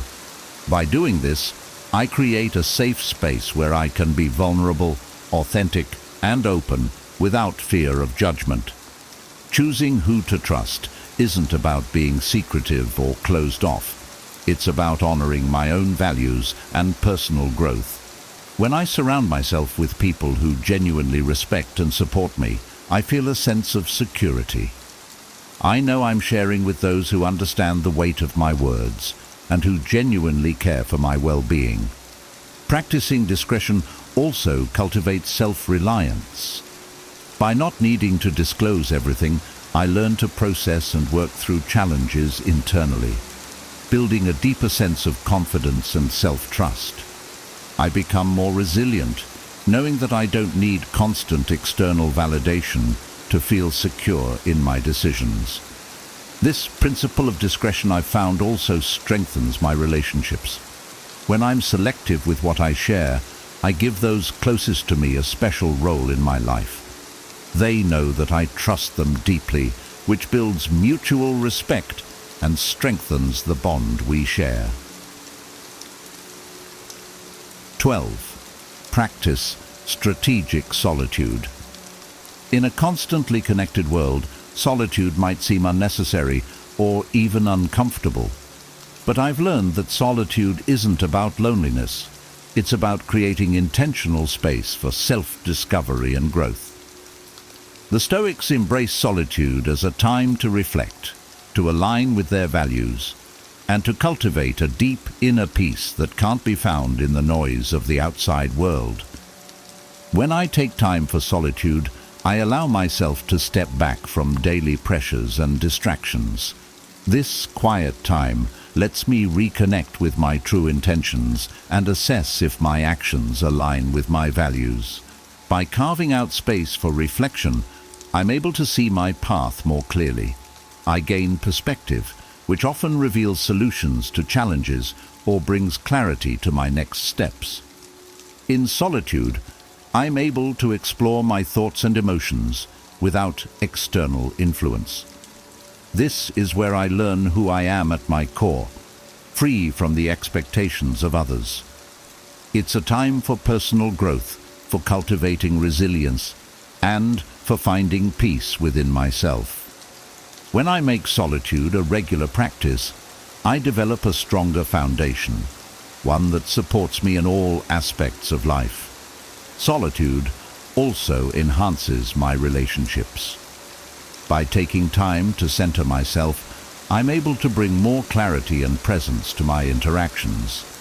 I show up more authentically, more grounded, and better equipped to handle challenges with a calm demeanor. This practice of strategic solitude, the Stoics believed, is an essential part of building inner strength, because it's only when we truly know ourselves that we can lead and inspire others effectively. As we wrap up, take a moment to imagine the impact of these principles in your own life, the quiet confidence, the focused energy, and the unshakable resilience. The Stoics teach us that true strength doesn't come from what others see, but from what we cultivate within. By embracing these timeless principles, you're not just navigating life's challenges, you're mastering them, turning each moment into an opportunity for growth. So, Which principle resonates most with you? How will you start applying this wisdom? Share your thoughts in the comments below. Let's inspire each other to build lives grounded in purpose, resilience, and inner peace. Remember, the journey to wisdom is lifelong, but every step forward brings you closer to the strength you already hold within. Have you ever wondered how some people seem to navigate life's challenges with grace and unwavering confidence? What if you could unlock the secrets to mastering yourself and living a life of purpose and resilience? Welcome to 20 Stoic Tips for Mastering Yourself, Seneca's Way. In this video, we delve into the timeless wisdom of Seneca, the renowned Stoic philosopher, and blend it with practical insights for our modern lives. These lessons are not relics of the past. They are powerful beacons, guiding us towards personal growth and inner strength today. Whether you're a seasoned seeker of wisdom or just beginning your journey, these principles will inspire and empower you. So, fasten your seatbelts as we embark on this transformative journey, exploring the profound teachings of Seneca through the lens of contemporary life. Let's illuminate the path to becoming the best version of ourselves, one timeless lesson at a time. 1. Cultivate a robust mindset. Cultivating a robust mindset involves focusing on solutions and opportunities, even in the face of adversity. Imagine you've just received critical feedback on a project you poured your heart into. Instead of seeing this as a failure, view it as a chance to improve and grow. This shift in perspective can turn obstacles into stepping stones. For example, Thomas Edison famously viewed his thousands of failed attempts to create the light bulb not as failures, but as lessons that each brought him closer to success. Adopting a similar mindset helps you navigate challenges with grace and determination, allowing you to remain resilient and proactive rather than discouraged and passive. This approach not only enhances your problem-solving abilities, but also empowers you to seize opportunities that others might overlook. By training your mind to focus on the positive aspects of any situation, you build a foundation for lasting personal and professional success. 2. Maintain equanimity. Equanimity is the ability to remain calm and composed, even in stressful situations. Picture yourself stuck in traffic, late for an important meeting. Instead of succumbing to frustration and anger, practice equanimity by taking deep breaths and accepting the situation as it is. This mental calmness allows you to think clearly and respond effectively. A great example of equanimity in action is Mahatma Gandhi, who remained peaceful and steadfast in his principles even when faced with intense opposition and imprisonment. By maintaining equanimity, you can navigate life's ups and downs with grace, making thoughtful decisions that align with your long-term goals rather than reacting impulsively to immediate stresses. 3. Live in alignment with your values. Living in alignment with your values means ensuring your daily actions reflect your core beliefs. Consider a doctor who values health and wellness but leads an unhealthy lifestyle. This disconnect can lead to inner conflict and dissatisfaction. On the other hand, a person who values environmental sustainability might choose to reduce their carbon footprint by biking to work and using reusable products. This alignment creates a sense of authenticity and purpose, as seen in the life of Nelson Mandela, who consistently acted according to his values of equality and justice, even when it meant great personal sacrifice. Aligning your actions with your values ensures a life of integrity and fulfillment. 4. Seek challenges. Embracing challenges is crucial for discovering your true potential. Think of a marathon runner who pushes through physical and mental barriers to complete a race. Each step outside their comfort zone helps them grow stronger. and more resilient. For example, J.K. Rowling faced numerous rejections before publishing the Harry Potter series, but each setback only fueled her determination. By seeking out and embracing challenges, you open yourself up to new experiences and opportunities for growth. Whether it's taking on a daunting project at work or learning a new skill, these challenges help you uncover capabilities you never knew you had, building confidence and resilience. 5. Focus on your response. Life is unpredictable, and we often can't control what happens to us, but we can control how we respond. Imagine losing your job unexpectedly. Instead of seeing it as a devastating loss, view it as an opportunity to explore new career paths or start a business. Viktor Frankl, a Holocaust survivor, exemplified this principle. Despite the horrific conditions of the concentration camps, he chose to find meaning and maintain hope. By focusing on your response, you take control of your narrative, transforming adversity into a powerful catalyst for growth and change. This mindset shift empowers you to navigate life's challenges with wisdom and strength. 6. Protect your time. Time is our most precious resource, and once it's gone, it can't be reclaimed. Consider how you spend your day. Are your activities aligned with your goals and values, or are you wasting time on trivial pursuits? Think of Warren Buffett, who famously guards his time fiercely, focusing only on what truly matters. Protecting your time means setting boundaries and prioritizing tasks that contribute to your long-term aspirations.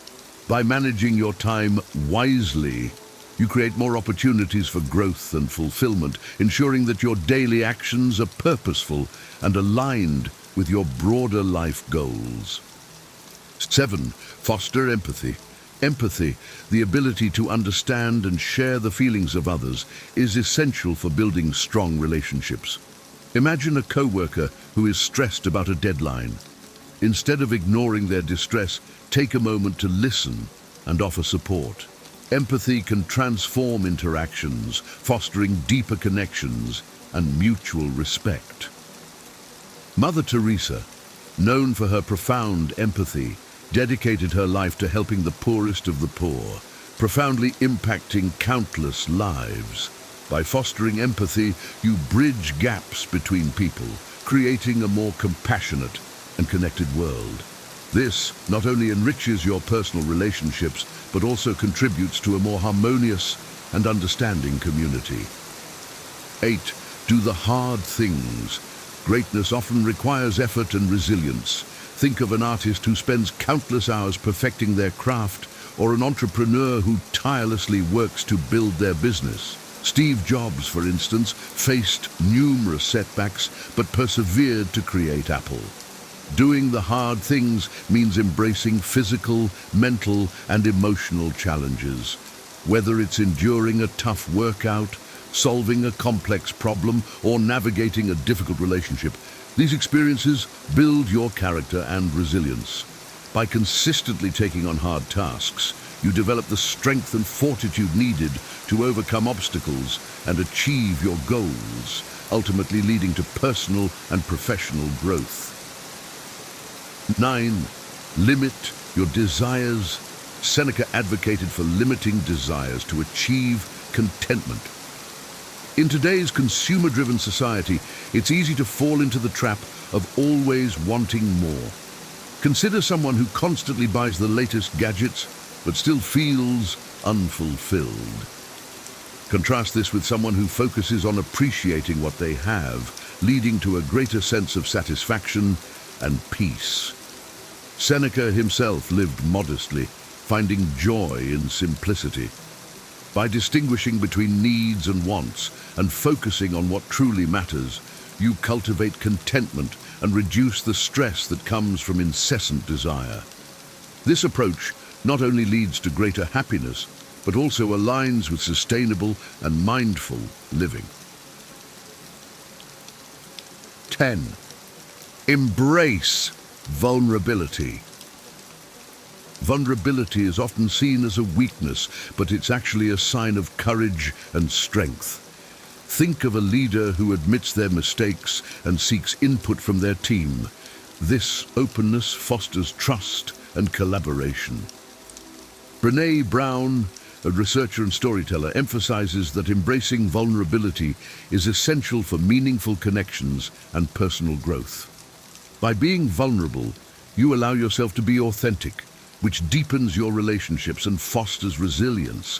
Whether it's admitting you don't have all the answers or sharing your true feelings with a loved one, embracing vulnerability can lead to profound personal and relational growth. 11.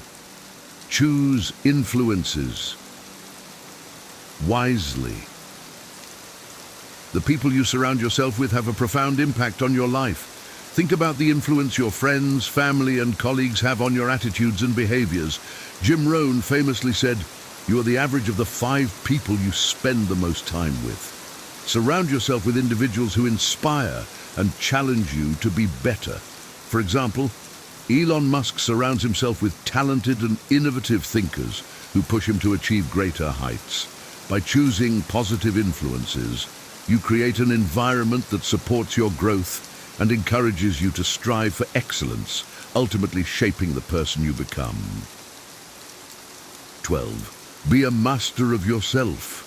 Self-discipline is the cornerstone of personal growth. Consider an athlete who trains rigorously every day, resisting temptations that could derail their progress.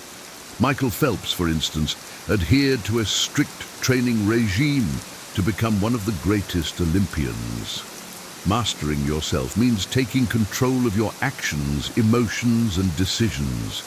It's about resisting short-term temptations in favor of long-term goals. By cultivating self-discipline, you empower yourself to stay focused on your objectives and make consistent progress toward achieving them.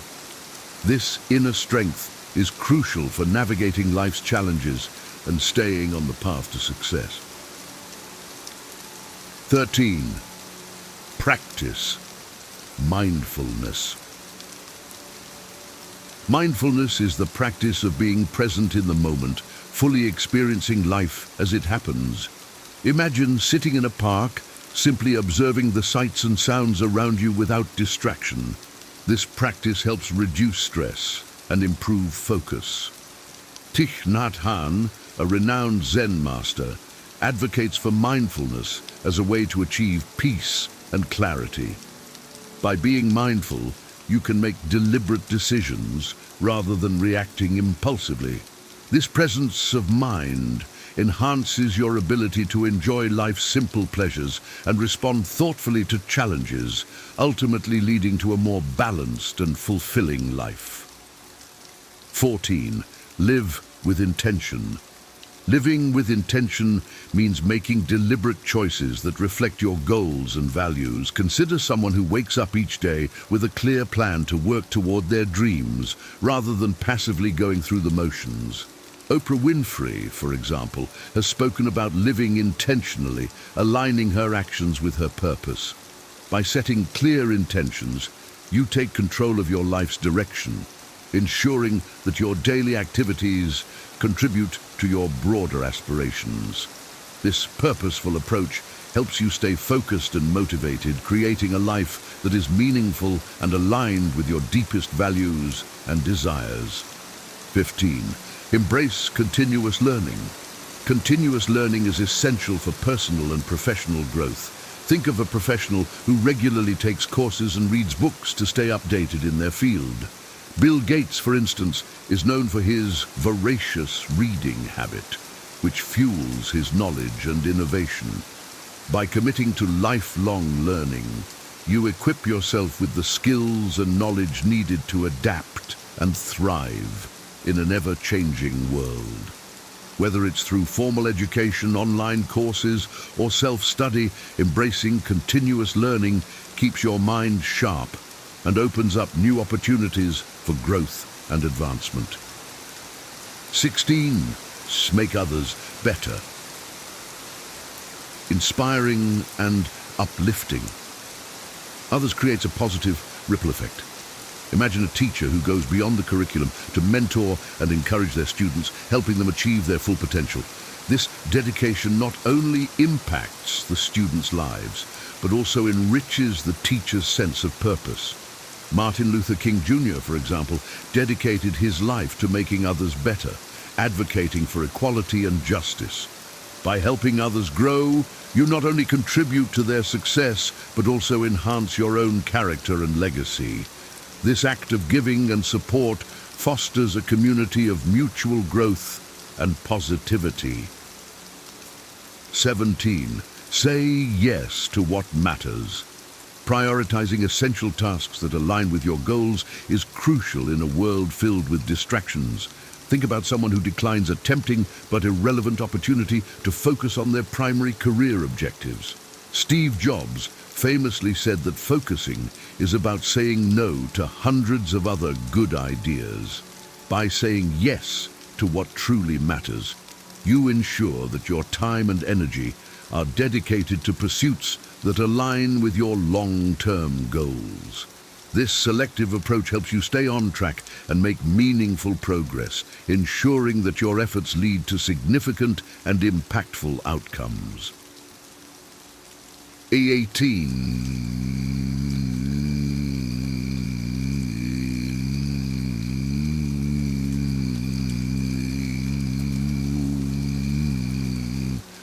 Gratitude is a powerful tool for fostering contentment and resilience. Take a moment each day to reflect on what you're thankful for. A simple process, a warm cup of coffee, significant achievements.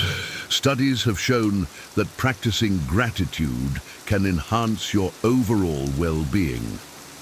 Oprah Winfrey, a strong advocate of gratitude, keeps a daily gratitude journal. By acknowledging and appreciating the blessings in your life, you shift your focus from what's lacking to what's abundant, cultivating a positive outlook that strengthens your ability to navigate challenges and maintain a sense of happiness and fulfillment. 19. Practice the art of reflection. Regular self-reflection is crucial for personal growth. Set aside time each day to think about your actions, decisions, and their alignment with your goals. Consider journaling your thoughts and experiences, as Leonardo da Vinci did, to gain insights into your strengths and areas for improvement. This practice helps you learn from your successes and mistakes, guiding your journey of self-discovery. Reflection acts as a compass, providing direction and clarity for your path forward. By examining your life regularly, you make deliberate changes that propel you toward becoming the best version of yourself. 20. Cultivate resilience through adversity. Adversity is a powerful teacher. Instead of viewing setbacks as failures, see them as opportunities for growth. Consider the story of Nelson Mandela, who spent 27 years in prison, but emerged as a leader who transformed a nation. His resilience through adversity became a beacon of hope and strength. By embracing challenges and learning from them, you build the resilience needed to face life's uncertainties with confidence. This mindset transforms obstacles into opportunities, allowing you to grow stronger and wiser with each experience, ultimately leading to a more robust and adaptable character. There you have it, 20 timeless lessons inspired by the great Seneca, presented with a contemporary perspective. These principles hold the power to transform your life, helping you become better at everything you do. Remember, it's not about achieving perfection, but about making continuous progress. By embracing these lessons, you can cultivate a resilient mindset, master yourself, and live in alignment with your values, creating a life of authenticity and purpose. As you incorporate these teachings into your daily routine, you'll find yourself better equipped to handle whatever life throws your way. You have the power to apply these lessons and become the best version of yourself. Thank you for joining me on this journey of self-discovery and growth. If you found value in these principles, please take a moment to like and subscribe to support the channel. By doing so, You become part of a community dedicated to continuous learning and personal development. Your engagement empowers us to keep sharing valuable insights and wisdom. You know, I've been thinking about how sometimes saying less speaks louder. I know it sounds counterintuitive, but it's true. Whoever talks a lot often fails, they say, and lately, I think I'm starting to understand why. This realization didn't come suddenly. It crept up on me, like a thought that doesn't want to be ignored.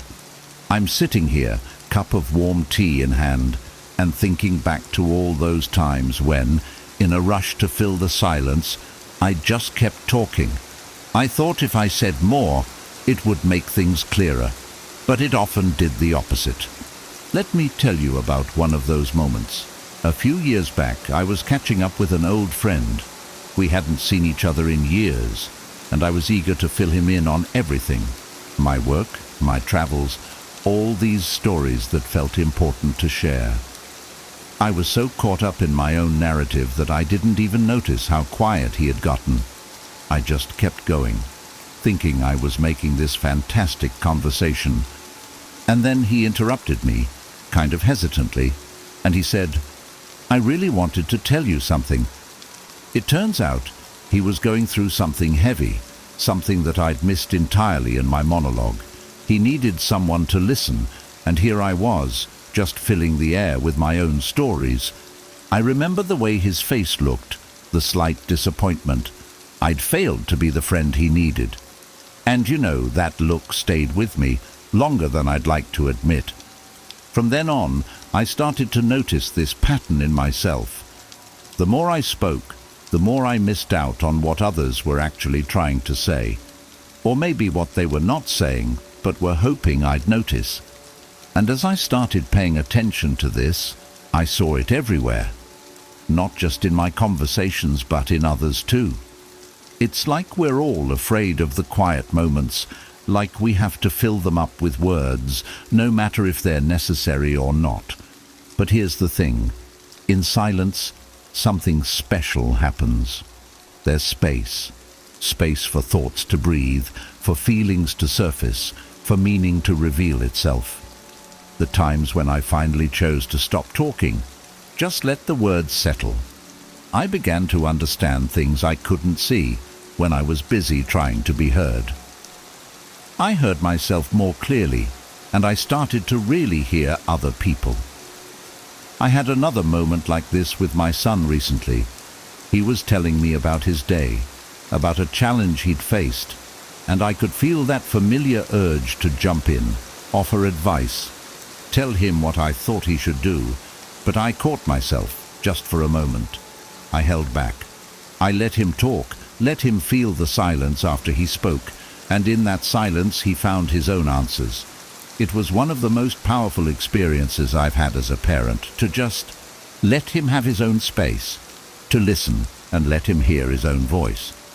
Looking back, I realize how much richer my life would be if I had chosen silence more often, especially when I thought I had all the right words. Speaking less taught me so much more about the people around me, about what they needed, about how they felt, and even about myself.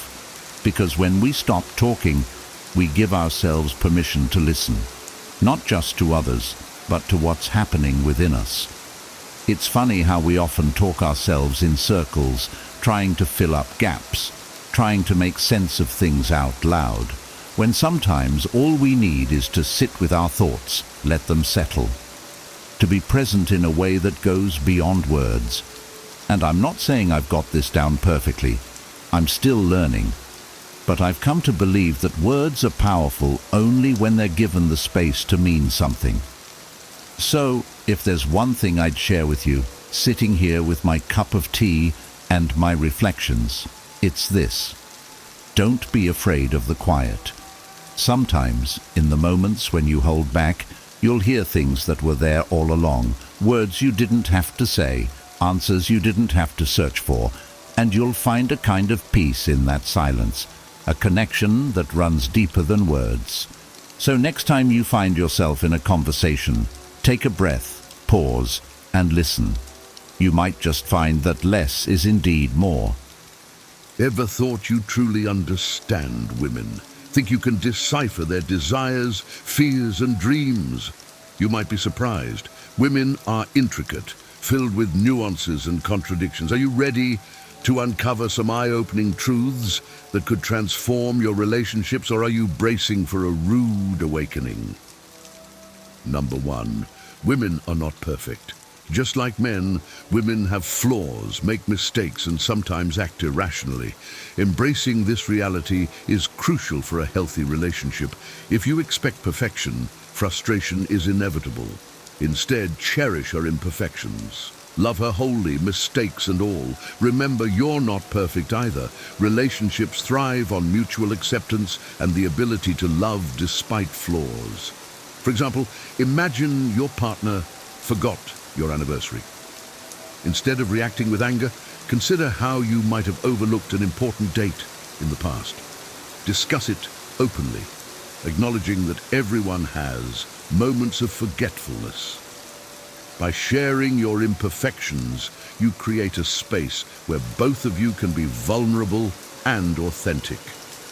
In another scenario, she might make a decision you don't understand, like leaving a job she seemed to love. Instead of immediately criticizing, ask about her feelings and reasons. You might learn she felt unfulfilled and needed a change. Supporting her through this shows that you respect her choices and understand that everyone's journey includes twists and turns. Cherishing imperfections means laughing at the quirks that make her unique, like her inability to cook anything without burning it, or her habit of singing off-key in the shower. These are the traits that make her who she is. And by loving her wholly, you build a foundation of genuine acceptance and deep, lasting love. Number 2, they need emotional support. 2. Men aren't the only ones who need emotional support. Women face their own battles and need a partner who offers understanding and encouragement. Be there for her during tough times, listen without judgment, and show her that she can rely on you. This mutual support will forge a strong bond built on trust and respect. For instance, if she comes home upset about a conflict at work, resist the urge to offer immediate solutions. Instead, listen attentively and validate her feelings by saying, "That sounds really tough. I'm here for you." Share in her emotional experience rather than trying to fix it. This demonstrates your empathy and strengthens your connection. Consider a time when she's anxious about a big presentation. Offer to help her practice or simply reassure her of her capabilities. These gestures show that you're attentive to her emotional needs and committed to her well-being. Being a rock in challenging times builds a resilient and supportive partnership. Number 3, women value independence. Women cherish their independence and appreciate partners who respect their need for personal space. Encourage her to pursue her passions, support her career, and avoid being overly possessive. A healthy relationship thrives when both individuals grow and explore their paths while supporting each other. For example, if she loves painting, encourage her to take that art class she's been eyeing. Or if her career requires frequent travel, express your support rather than frustration. This respect for her independence allows her to flourish and feel valued as an individual, not just as a partner. One couple I know has a tradition of solo weekends, where each partner takes time to pursue their interests independently. This practice not only rejuvenates their personal passions, but also brings fresh energy and stories into their relationship, enhancing their bond. Number 4, they are not your property. Women are not possessions. They have their own thoughts, feelings, and desires. Treating her as your property is a grave mistake. A relationship should be built on mutual respect and trust, allowing both partners the freedom to be themselves. True love liberates, it doesn't confine. Imagine you're at a party and she's engaged in a deep conversation with a friend. Instead of feeling possessive or interrupting, give her space and trust. This respect acknowledges her autonomy and shows your confidence in your relationship. Similarly, when making decisions, involve her as an equal partner. Whether it's about financial matters or vacation plans, valuing her input reinforces the principle that your relationship is a partnership of equals. Number 5. Women are not mind readers. Expecting her to know what you want without saying it is unrealistic. If you need something, be clear and direct. Communicate openly and honestly. Women appreciate straightforwardness and clarity. Effective communication builds stronger, lasting relationships. For instance, if you're feeling overwhelmed and need some alone time, say, "I need a few hours to myself to recharge." This clarity prevents misunderstandings and helps her understand your needs better. A friend once shared how his habit of assuming his wife knew he needed quiet time led to frequent conflicts. Once he started expressing his needs clearly, their relationship improved dramatically. Open communication fosters understanding and minimizes unnecessary friction. Number 6, they don't always want your opinion. Sometimes women just need someone to listen, not to solve their problems. Recognize when she needs to vent and when she seeks your advice. Offer a listening ear, validate her feelings, and provide support without unsolicited solutions. This empathy strengthens your bond. For example, if she's recounting a frustrating day with her boss, avoid jumping in with advice like, "You should confront him." Instead say, "That sounds really frustrating. I'm sorry you had to deal with that." This approach shows empathy and allows her to feel heard and understood. A colleague once mentioned how his wife appreciated him more when he simply listened without offering solutions. By distinguishing between when to listen and when to advise, you show that you truly care about her feelings. Number 7, they are not prizes to be won. Approaching women as if they're trophies to be won is toxic. Women are individuals with their own desires and needs. Build a connection based on genuine respect and understanding. Focus on who she is as a person, not what you can gain from her. Consider how degrading it is to reduce a relationship to a conquest. Instead, approach each interaction with the goal of understanding her as a unique individual. Ask about her passions, dreams, and fears. Show genuine interest in her as a person, not as an achievement. A friend once shared how he transformed his dating life by shifting his focus from impressing women to genuinely getting to know them. This change in perspective led to deeper, more meaningful relationships based on mutual respect and connection. Number 8, they're not your mother. Expecting a woman to take care of you like a mother is unfair. Women need space, attention, and support too.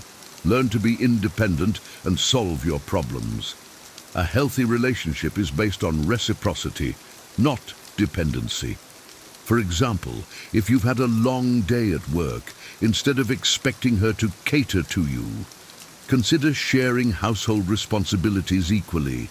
This shows that you value her time and effort and fosters a sense of partnership. One couple I know established a system where they take turns handling daily chores and supporting each other emotionally. This balance ensures that neither partner feels overburdened, creating a more harmonious relationship. Number 9, women appreciate effort. Small acts of kindness, thoughtful dates, and remembering important moments show that you care. Consistent effort in maintaining the relationship demonstrates your commitment and investment. It's the little things that make a big difference. For instance, leaving a sweet note in her bag before she heads to work or planning a surprise date night can go a long way in showing your appreciation. These gestures communicate love and thoughtfulness, reinforcing the bond between you. A friend shared how his habit of surprising his wife with her favorite treats after a tough day significantly strengthened their relationship. These small, consistent efforts show that you're paying attention and genuinely care about her happiness. Number 10, they are not therapists. While women can provide support, they are not your therapists. If you're struggling with personal issues, seek professional help. Don't burden your partner with the responsibility of your emotional well-being. Your happiness is your responsibility. For example, if you're dealing with deep-seated issues like depression or anxiety, seeking help from a therapist rather than relying solely on your partner is crucial. This approach not only helps you address your problems more effectively, but also prevents overwhelming her with the burden of your emotional struggles. A colleague once mentioned how seeing a therapist improved both his mental health and his relationship. By taking responsibility for his emotional well-being, he was able to be a better, more supportive partner. Number 11, communication styles may differ. Men and women often communicate differently. Men may focus on solutions, while women value emotional expression. Adapt to these differences to improve your communication. Practice active listening and empathy to foster better understanding. For example, if she's sharing her feelings about a stressful event rather than jumping in with solutions, try to empathize with her emotions. Say things like, "I can see how that would be really hard for you." This shows that you're not only hearing her words, but also understanding her feelings.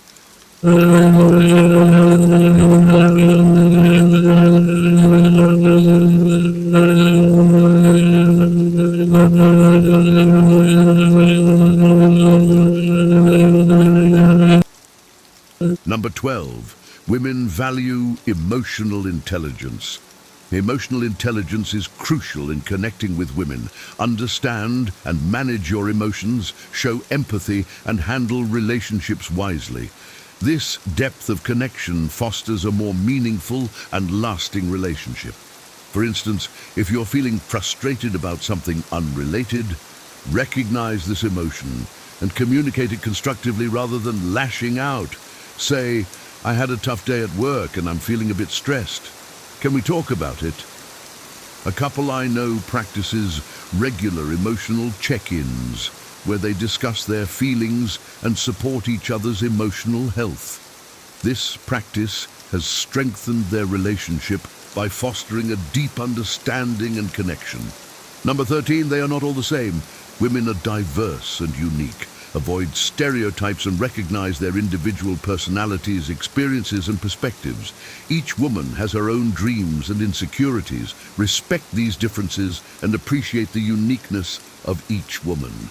For example, one woman might be passionate about hiking and adventure, while another finds joy in reading and quiet evenings at home. Embrace these differences and celebrate what makes her unique.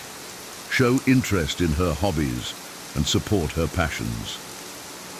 A friend shared how understanding and celebrating his partner's unique interests, like her love for gardening, deepened their bond. By appreciating her individuality, he created a more enriching and fulfilling relationship. Number 14, they're not your savior. Women aren't here to fix you. Personal growth and happiness are your responsibilities. A healthy relationship provides support, but is not the source of your happiness. Focus on your own development and let her be a companion, not a savior. For instance, if you're feeling lost in your career, take proactive steps to seek guidance and improve your situation, rather than relying on her to provide all the answers. This approach demonstrates self-reliance and maturity. One man I know began focusing on his personal growth through hobbies and career development. This shift not only improved his self-esteem, but also enhanced his relationship, as he no longer placed the burden of his happiness on his partner. Number 15, they value mutual respect. Mutual respect is the foundation of a healthy relationship. Treat her with the same respect you expect. Value her opinions, respect her boundaries, and appreciate her individuality. This respect creates a safe and supportive environment for both partners to grow. For example, if she sets a boundary about needing time for herself after work, honor that boundary. This respect shows that you value her needs and are willing to support her well-being. A couple I know prioritizes mutual respect by regularly discussing their boundaries and ensuring they're both comfortable and supported. This practice has cultivated a trusting and respectful relationship where both partners feel valued. Facing these realities might be challenging, but understanding them is key to building meaningful relationships. Women are complex beings, full of strength and wisdom. Recognizing and respecting these truths will help you forge connections built on trust, love, and respect. Embrace imperfections, offer emotional support, and respect independence. See your partner as an equal, not a possession, and communicate openly and clearly. Effort and emotional intelligence are vital. Small gestures and managing your emotions foster a healthier dynamic. Avoid stereotypes and appreciate each woman's individuality. Mutual respect is the cornerstone of a strong relationship. By internalizing these realities, you lay the foundation for a relationship that thrives on trust, love, and mutual growth. Here are 20 powerful moments when silence is your greatest weapon. In a noisy world, knowing when to hold your tongue can save relationships, protect your peace, and showcase your wisdom. Imagine avoiding unnecessary arguments, diffusing conflicts, and commanding respect without uttering a single word. The Stoics believed that silence is a form of strength, not weakness, and mastering it can elevate your life. In this video, we'll explore 20 specific scenarios where staying silent is not only the wiser choice, but also the most empowering. Stay until the end, and you'll learn how to use the power of silence to navigate life's most challenging moments with grace and clarity. 1. When you're angry. Silence during anger is a powerful tool. Speaking while angry often leads to words you'll regret, damaging relationships and your reputation. The Stoics believed in pausing to regain control before reacting. Instead of lashing out, take a deep breath and reflect on the source of your anger. Is it something you can control? Remaining silent allows you to process your emotions and respond thoughtfully later. For example, if an argument escalates, stepping away rather than retaliating diffuses the situation. By choosing silence, you protect your peace and prevent unnecessary conflict, showcasing your emotional strength and self-discipline. 2. When you don't know enough. Admitting ignorance is a mark of wisdom. Speaking on topics you don't understand can make you appear uninformed and close the door to learning opportunities. Instead, choose silence and listen. The Stoics valued humility and the pursuit of knowledge, knowing that understanding comes from observation, not empty words. For instance, in a discussion about a complex topic, holding your tongue allows you to absorb new information and form educated opinions. By remaining silent, you demonstrate a willingness to learn and show respect for those sharing their expertise, earning admiration for your thoughtful restraint. 3. When gossip arises. Engaging in gossip not only harms the subject, but also reflects poorly on your character. The Stoics emphasized integrity, and choosing silence in such moments protects your reputation and inner peace. If gossip arises in a conversation, refrain from contributing or subtly steer the topic elsewhere. Silence signals that you do not condone negativity and ensures you aren't implicated in unnecessary drama. By holding your tongue, you cultivate a sense of trustworthiness, showing others that you value dignity over fleeting amusement. Silence in these situations is a statement of your moral strength. 4. When someone is venting. Sometimes the best thing you can offer someone who's venting is your silence. People often need to feel heard, not fixed. By holding your tongue and simply listening, you provide them with a safe space to express their emotions. The Stoics valued empathy and connection, and silence is a powerful way to build those bonds. For example, when a friend vents about their challenges, resist the urge to interrupt with advice or solutions. Your silent presence demonstrates understanding and respect, strengthening your relationship and allowing them to process their feelings without judgment. 5. When words could wound. Not everything that's true needs to be spoken. The Stoics taught that speech should be necessary, helpful, and kind. If your words might harm more than help, choose silence instead. For instance, if someone makes a mistake, bluntly pointing it out might embarrass them. Instead, wait for a moment to provide constructive feedback. Silence in these moments reflects self-restraint and emotional intelligence. By holding your tongue, you prioritize the relationship over fleeting satisfaction, showing that you value connection and kindness over impulsive remarks. Silence becomes a shield for both your integrity and others' dignity. 6. During a heated argument. Silence in heated arguments can be a powerful de-escalation tool. Reacting impulsively often intensifies conflict and makes resolution harder. The Stoics believed in controlling emotions and choosing responses wisely. Instead of engaging in verbal sparring, take a moment of silence to collect your thoughts. For example, if an argument with a partner becomes tense, staying silent allows you to avoid saying something hurtful in the heat of the moment. Later, with a calmer mindset, you can address the issue more productively. Silence here is not weakness, but a sign of strength and emotional maturity. 7. When listening is more valuable. Silence creates space for listening, which is often more valuable than speaking.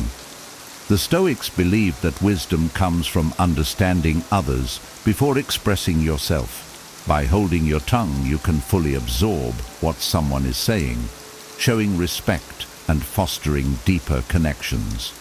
For instance, in a meeting, rather than interrupting with your own ideas, allow others to finish. This not only helps you understand their perspective, but also ensures your response is thoughtful. Silence in these moments is a tool for learning and respect, making your eventual contributions more impactful and appreciated. 8. When someone is criticizing you. Criticism, whether fair or not, can trigger defensive reactions. However, responding with silence gives you the power to pause and reflect. The Stoics encouraged assessing criticism objectively, separating useful feedback from unwarranted attacks. For instance, if someone criticizes your work in a heated tone, staying silent allows you to avoid escalating the situation. You can later consider whether the criticism holds value and address it calmly. By choosing silence, you show emotional control and confidence, which often disarms the critic and maintains your composure in challenging situations. 9. When you're tempted to brag. Bragging may bring momentary satisfaction, but often damages your humility and relationships. The Stoics valued letting actions speak louder than words. If you're tempted to boast about an achievement, hold your tongue and let others notice your success naturally. For example, instead of announcing a promotion, quietly excel in your new role and let your work shine. Silence in these moments showcases humility and maturity, earning more respect than words ever could. It reflects the confidence that comes from within, not from external validation. 10. When confronted with rudeness. Rudeness often provokes immediate retaliation, but silence is a powerful counter. The Stoics taught that we cannot control others' behavior, only our reactions. When faced with rudeness, choosing silence disarms the offender and preserves your dignity. For instance, if someone speaks to you disrespectfully in public, responding calmly or not at all shows strength and self-control. Your silence sends a clear message. Their behavior doesn't affect your peace. This response not only diffuses the situation, but also reinforces your emotional resilience, reflecting the wisdom of prioritizing inner calm over unnecessary conflict. 11. When someone asks for secrets. Trust is a cornerstone of strong relationships, and guarding secrets entrusted to you is vital.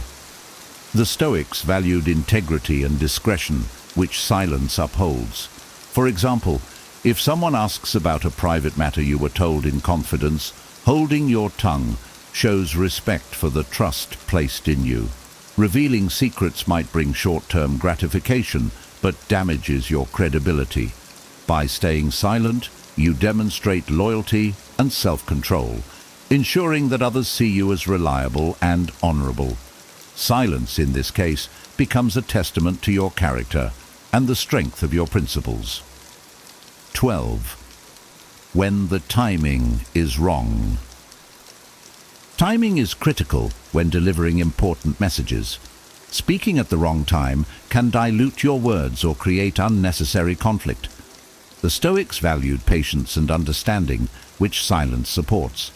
For instance, if a friend is upset, holding your tongue and waiting for them to calm down ensures your message is received more positively. Silence allows you to assess the right moment for impact. By waiting, you show wisdom and respect for the situation, ensuring that your words carry weight when they are most needed. 13. When it's not your business. Stoicism teaches the value of focusing on what you can control, which includes staying out of matters that don't concern you. If a situation doesn't involve you directly, silence is the wisest course of action. For example, if colleagues are debating a sensitive issue unrelated to your role, refraining from input keeps you neutral and focused on your priorities. Engaging in others' business often leads to unnecessary complications. Silence in such moments preserves your peace and demonstrates a clear sense of boundaries, showing others you respect their autonomy. 14. When you're being provoked. Provocation often aims to trigger a reaction, but silence can render such attempts powerless. The Stoics believed that choosing not to be provoked is a form of mastery over oneself. For example, if someone insults you, holding your tongue shows you won't stoop to their level. Your silence denies them control over your emotions and maintains your composure. This calm response not only protects your dignity, but often leaves the provocateur feeling embarrassed. Silence in the face of provocation is a demonstration of strength and restraint, reflecting true self-control. 15. When you're about to complain. Complaints rarely solve problems and often drain energy. The Stoics emphasized gratitude and focusing on what you can control. If you're tempted to complain about a frustrating situation, hold your tongue and channel your energy into finding solutions. For instance, instead of venting about traffic, use the time to listen to an inspiring podcast. Silence allows you to shift from negativity to productivity, Complaints rarely lead to change, but silence can pave the way for thoughtful action, keeping you focused on growth and resilience. 16. When you're unsure of your words. Uncertainty about what to say is a clear sign to stay silent. The Stoics valued speaking only when necessary and meaningful. If you're unsure whether your words will add value, it's better to pause and reflect. For example, in a discussion where emotions run high, silence gives you time to organize your thoughts and choose your words wisely. By holding your tongue, you avoid speaking rashly and ensure your eventual contribution is measured and impactful. Silence in these moments showcases thoughtfulness and discipline, qualities that inspire trust and respect. 17. When you need to reflect. Reflection requires stillness, and silence is the foundation of deep thinking. Before making important decisions, the Stoics advise taking time to contemplate your values and desired outcomes. For instance, when faced with a career decision, refraining from discussing it prematurely allows you to process your thoughts privately. Silence creates a space where clarity can emerge, free from outside noise or pressure. By choosing reflection over immediate action, you align your choices with your principles, demonstrating wisdom and foresight in all areas of life. 18. When others are grieving. In moments of grief, silence often speaks louder than words. People mourning a loss don't always need advice or explanations. They need presence and understanding. The Stoics valued empathy and recognized the importance of simply being there for others. For example, when a friend is grieving, offering silent support, like sitting beside them or holding their hand, can be more comforting than any words. Silence shows respect for their emotions and provides a safe space for them to process their pain. By holding your tongue, you demonstrate compassion and allow healing to take its natural course. 19. When you're observing someone. Observation requires quiet focus, and silence is essential for understanding others. The Stoics believed in learning from those around us, but this is only possible when we truly pay attention. For instance, in a team meeting, staying silent and observing colleagues' interactions can reveal valuable insights into dynamics and motivations. Silence sharpens your perception, allowing you to pick up on subtle cues that words might otherwise drown out. By observing without speaking, you gain a deeper understanding of situations and people, enhancing your wisdom and decision-making abilities. 20. When words could destroy trust. Trust is fragile, and careless words can shatter it in an instant. The Stoics emphasized integrity and self-control, urging caution in speech. If you're tempted to reveal a secret or speak out of anger, silence is the better choice. For instance, in a disagreement, refraining from saying something hurtful protects the relationship. Similarly, keeping a confidence strengthens your reputation for reliability. Silence in these moments preserves trust and ensures your actions align with your values. By choosing not to speak, you safeguard relationships and demonstrate true respect for others. Silence is a powerful tool that allows you to protect your peace, build trust, and navigate life with wisdom and grace. Mastering when to hold your tongue, as these 20 Stoic-inspired moments show, can transform your relationships and personal growth. Which of these situations resonated with you the most? Share your thoughts in the comments below. Don't forget to like this video, subscribe for more Stoic wisdom and self-improvement tips, and share this with someone who could benefit from the power of silence. Thank you for watching, and we'll see you in the next one. The butterfly's flight. In a quiet village surrounded by rolling hills, a young boy named Tien was known for his love of nature. he would often wander through the fields, watching the birds soar and the flowers sway in the breeze. But among all the wonders he observed, Tien was most fascinated by the tiny cocoons that clung to branches, holding the promise of transformation within. One morning, as Tien strolled through a grove, he spotted a cocoon quivering slightly. A small crack appeared, and through it, the faint outline of a butterfly's wing was visible. Tien watched with wide eyes as the creature inside struggled, twisting and pushing to break free. His heart ached for the little butterfly. Why does it have to struggle so much? He wondered aloud. Determined to help, Tien carefully plucked the cocoon from the branch and used a small twig to widen the opening. The butterfly emerged easily, its wings wet and crumpled. Tien placed it gently on his palm, expecting it to spread its wings and fly. But instead, the butterfly stumbled, its wings too weak to lift it. Day after day, Tien kept the butterfly safe, feeding it nectar and protecting it from harm.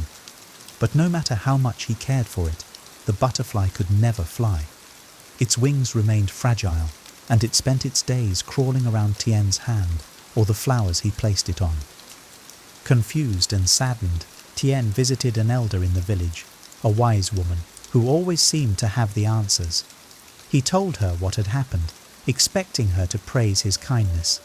Instead, she gave him a gentle but knowing smile.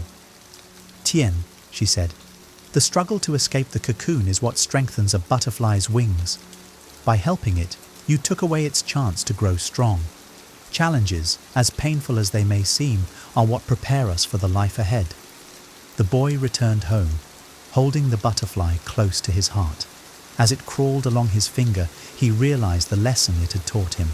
From that day on, Tien approached his own challenges with a new perspective, understanding that every struggle he faced was shaping him into something stronger, just as the butterfly needed its fight to fly. And though the butterfly never left his side, it became a constant reminder of the power of resilience and the beauty that comes from enduring life's trials. A silkworm must endure pain to struggle out of its cocoon and grow into a butterfly that can fly. A seed buried deep in the soil must push its way through layers of earth to sprout and grow into a strong tree. A silkworm that is helped out of its cocoon by someone cutting it open will forever crawl around aimlessly, never becoming a butterfly. Similarly, a seed that sprouts easily on the surface of the soil may grow quickly, but it will be uprooted at the first storm. Humans cannot choose where they are born, but they can choose how they live. We can train ourselves to endure, develop resilience, and cultivate willpower through challenges, hardships, and even failures. What may seem like a devastating failure or misfortune to one person can be a stroke of luck to another. It all depends on how we choose to face it. We can either confront adversity with courage and overcome it, or wallow in self-pity and let it defeat us. Have you ever felt like an afterthought in someone's life, despite your best efforts to be a priority? It's a frustrating experience to pour your heart into relationships, only to find that your presence is undervalued. Whether it's with friends, family, or a partner, being overlooked can leave you feeling disheartened and questioning your self-worth. But what if there were strategies to change this dynamic, ensuring that you become a top priority in the lives of those you care about? In this guide, we will explore 18 powerful psychological strategies, enhanced with vivid examples and anecdotes, to help you transform your relationships and make others appreciate your true value. From cultivating mystery to showing empathy, each step is designed to elevate your significance in the eyes of others, ultimately leading to more fulfilling and balanced connections. Let's dive into these transformative techniques and revolutionize the way you're perceived and prioritized by those around you. A T1. Be positive and optimistic. Maintaining a positive attitude can have a profound impact on how others perceive you. Imagine being around someone who always sees the silver lining in every situation. Their optimism can be infectious, making you feel more hopeful and enthusiastic about life. For instance, consider Jane, who always had a smile on her face and a kind word to say. Even during stressful times at work, she remained upbeat, encouraging her colleagues and helping them see the brighter side of things. Her positive energy made her a magnet for others, who sought her company for a boost of morale. By being a source of optimism, you not only improve your own outlook, but also become a person others want to be around, making you a priority in their lives. 2. Allow them to invest in you. Letting others invest time and effort in you creates a sense of commitment and value. Think of how a gardener feels about the plants they've nurtured from seeds.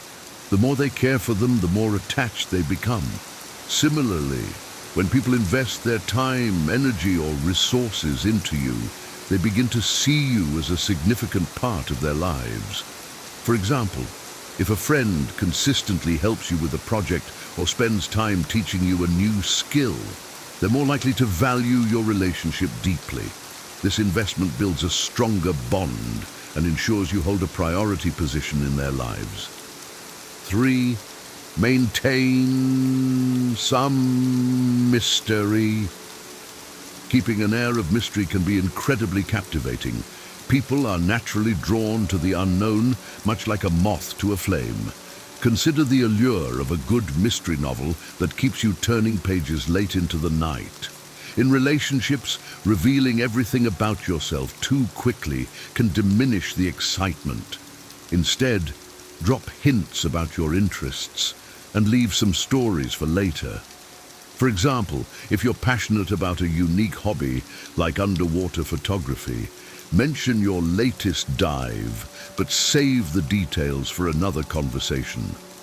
This approach keeps others intrigued and eager to learn more about you, ensuring you remain a priority in their thoughts. 4. Encourage their growth. Supporting someone's personal and professional growth can solidify your importance in their life. Think of a mentor who not only teaches but also inspires their mentee to reach new heights. For instance, if your partner's aiming for a promotion at work, help them prepare for their interviews, celebrate their small victories, and offer constructive feedback. When you show genuine interest in their progress and encourage their aspirations, you demonstrate that you care deeply about their future. This kind of support fosters a strong emotional connection, making you an invaluable part of their life and someone they prioritize. 5. Stop initiating communication all the time. Taking a step back from always being the one to initiate communication can shift the dynamics in your favor. When you're always the first to call or text, it can create an imbalance where the other person may start taking you for granted. Consider Sarah, who decided to stop texting her friend first for a week.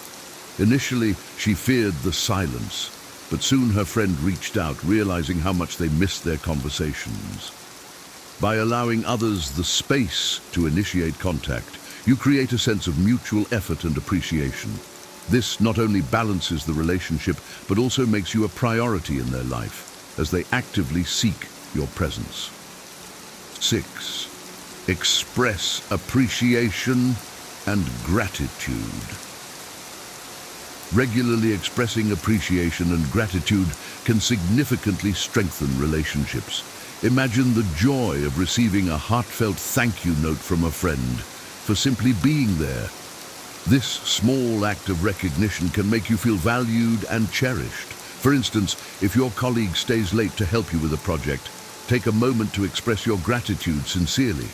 Tell them how much their support means to you and how it made a difference.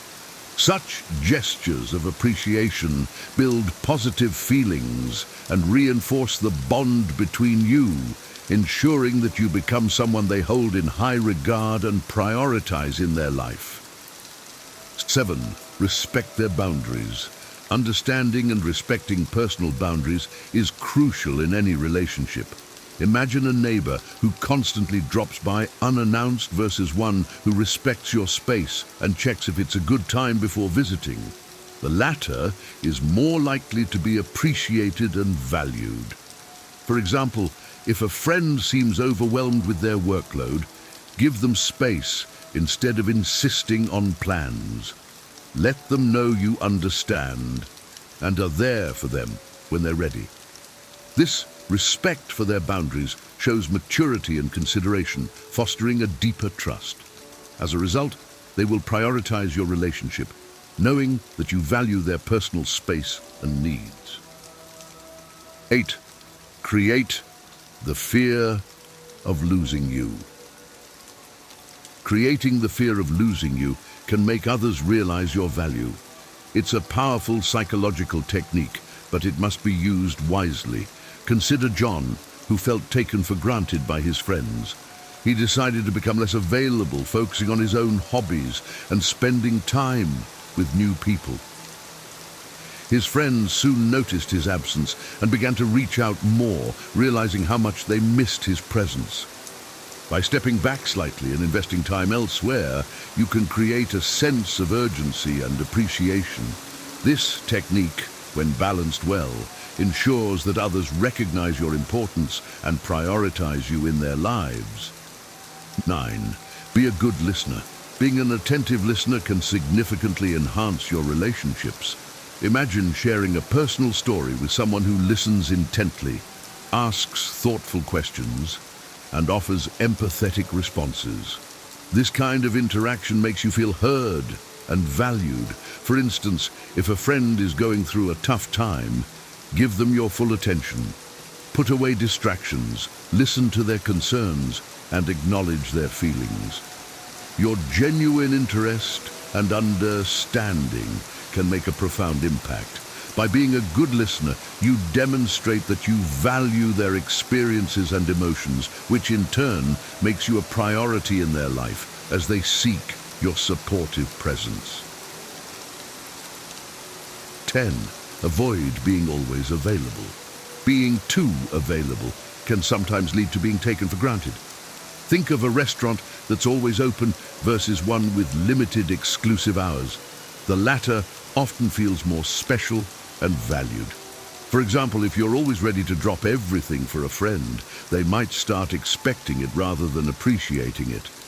Instead, balance your availability. Let them know you have other commitments and interests. This not only shows that you value your time, but also makes them value the moments you do spend together. By not always being available, you enhance the quality of your interactions and ensure you're seen as a priority, not just a convenience. 11. Develop shared interests. Engaging in activities or hobbies that both you and the other person enjoy can significantly strengthen your bond. Imagine two friends who bond over their love for hiking. They plan trips together, share experiences, and create lasting memories on the trails. These shared interests deepen their connection and ensure they prioritize spending time together. For example, if your partner loves cooking, take a cooking class together. This shared activity not only brings you closer, but also creates opportunities for quality time. Developing shared interests fosters a sense of camaraderie and mutual enjoyment, making you an integral part of their life. 12. Show consistency.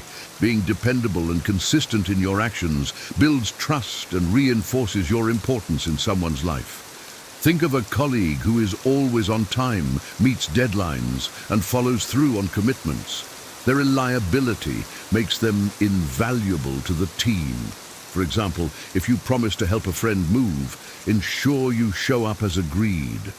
Consistency in your behavior shows that you are trustworthy and dependable.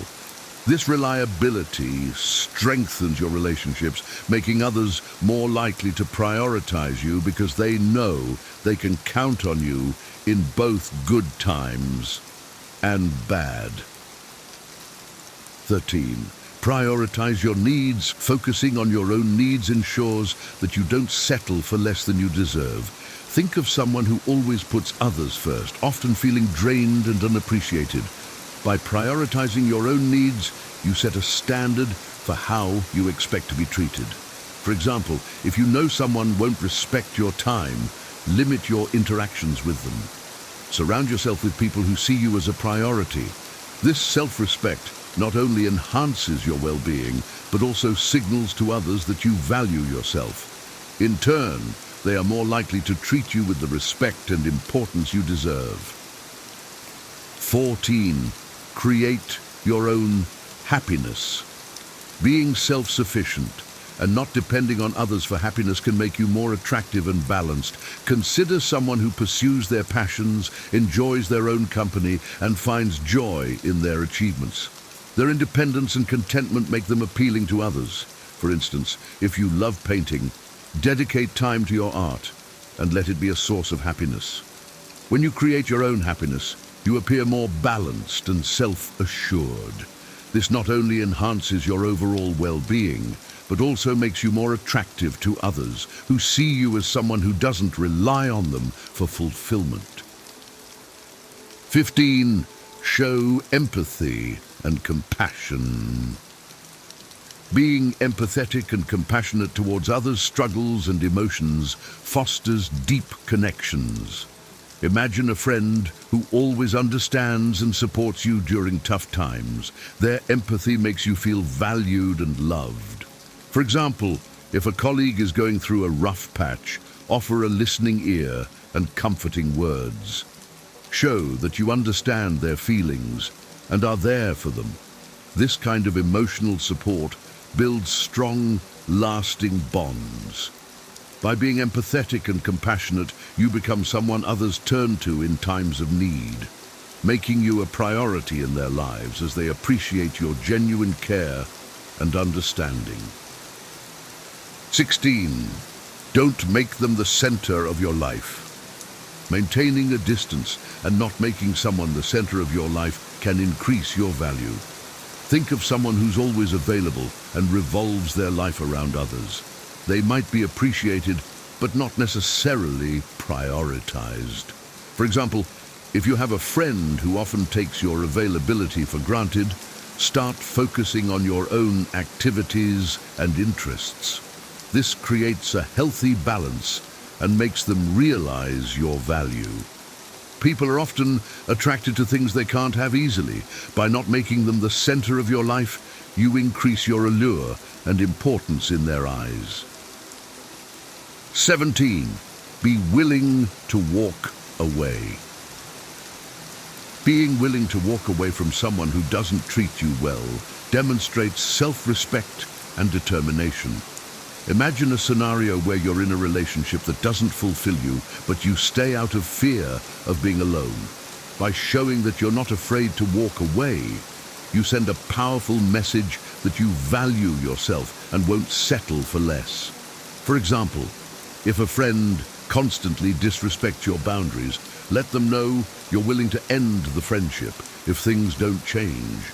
This stance often makes people reconsider their behavior. Knowing you're willing to walk away ensures that others treat you with the respect and importance you deserve. 18. Be supportive and understanding. Showing genuine interest in others' concerns and offering support during difficult times can make you indispensable. Think of a friend who always listens without judgment and offers helpful advice. Their support is invaluable.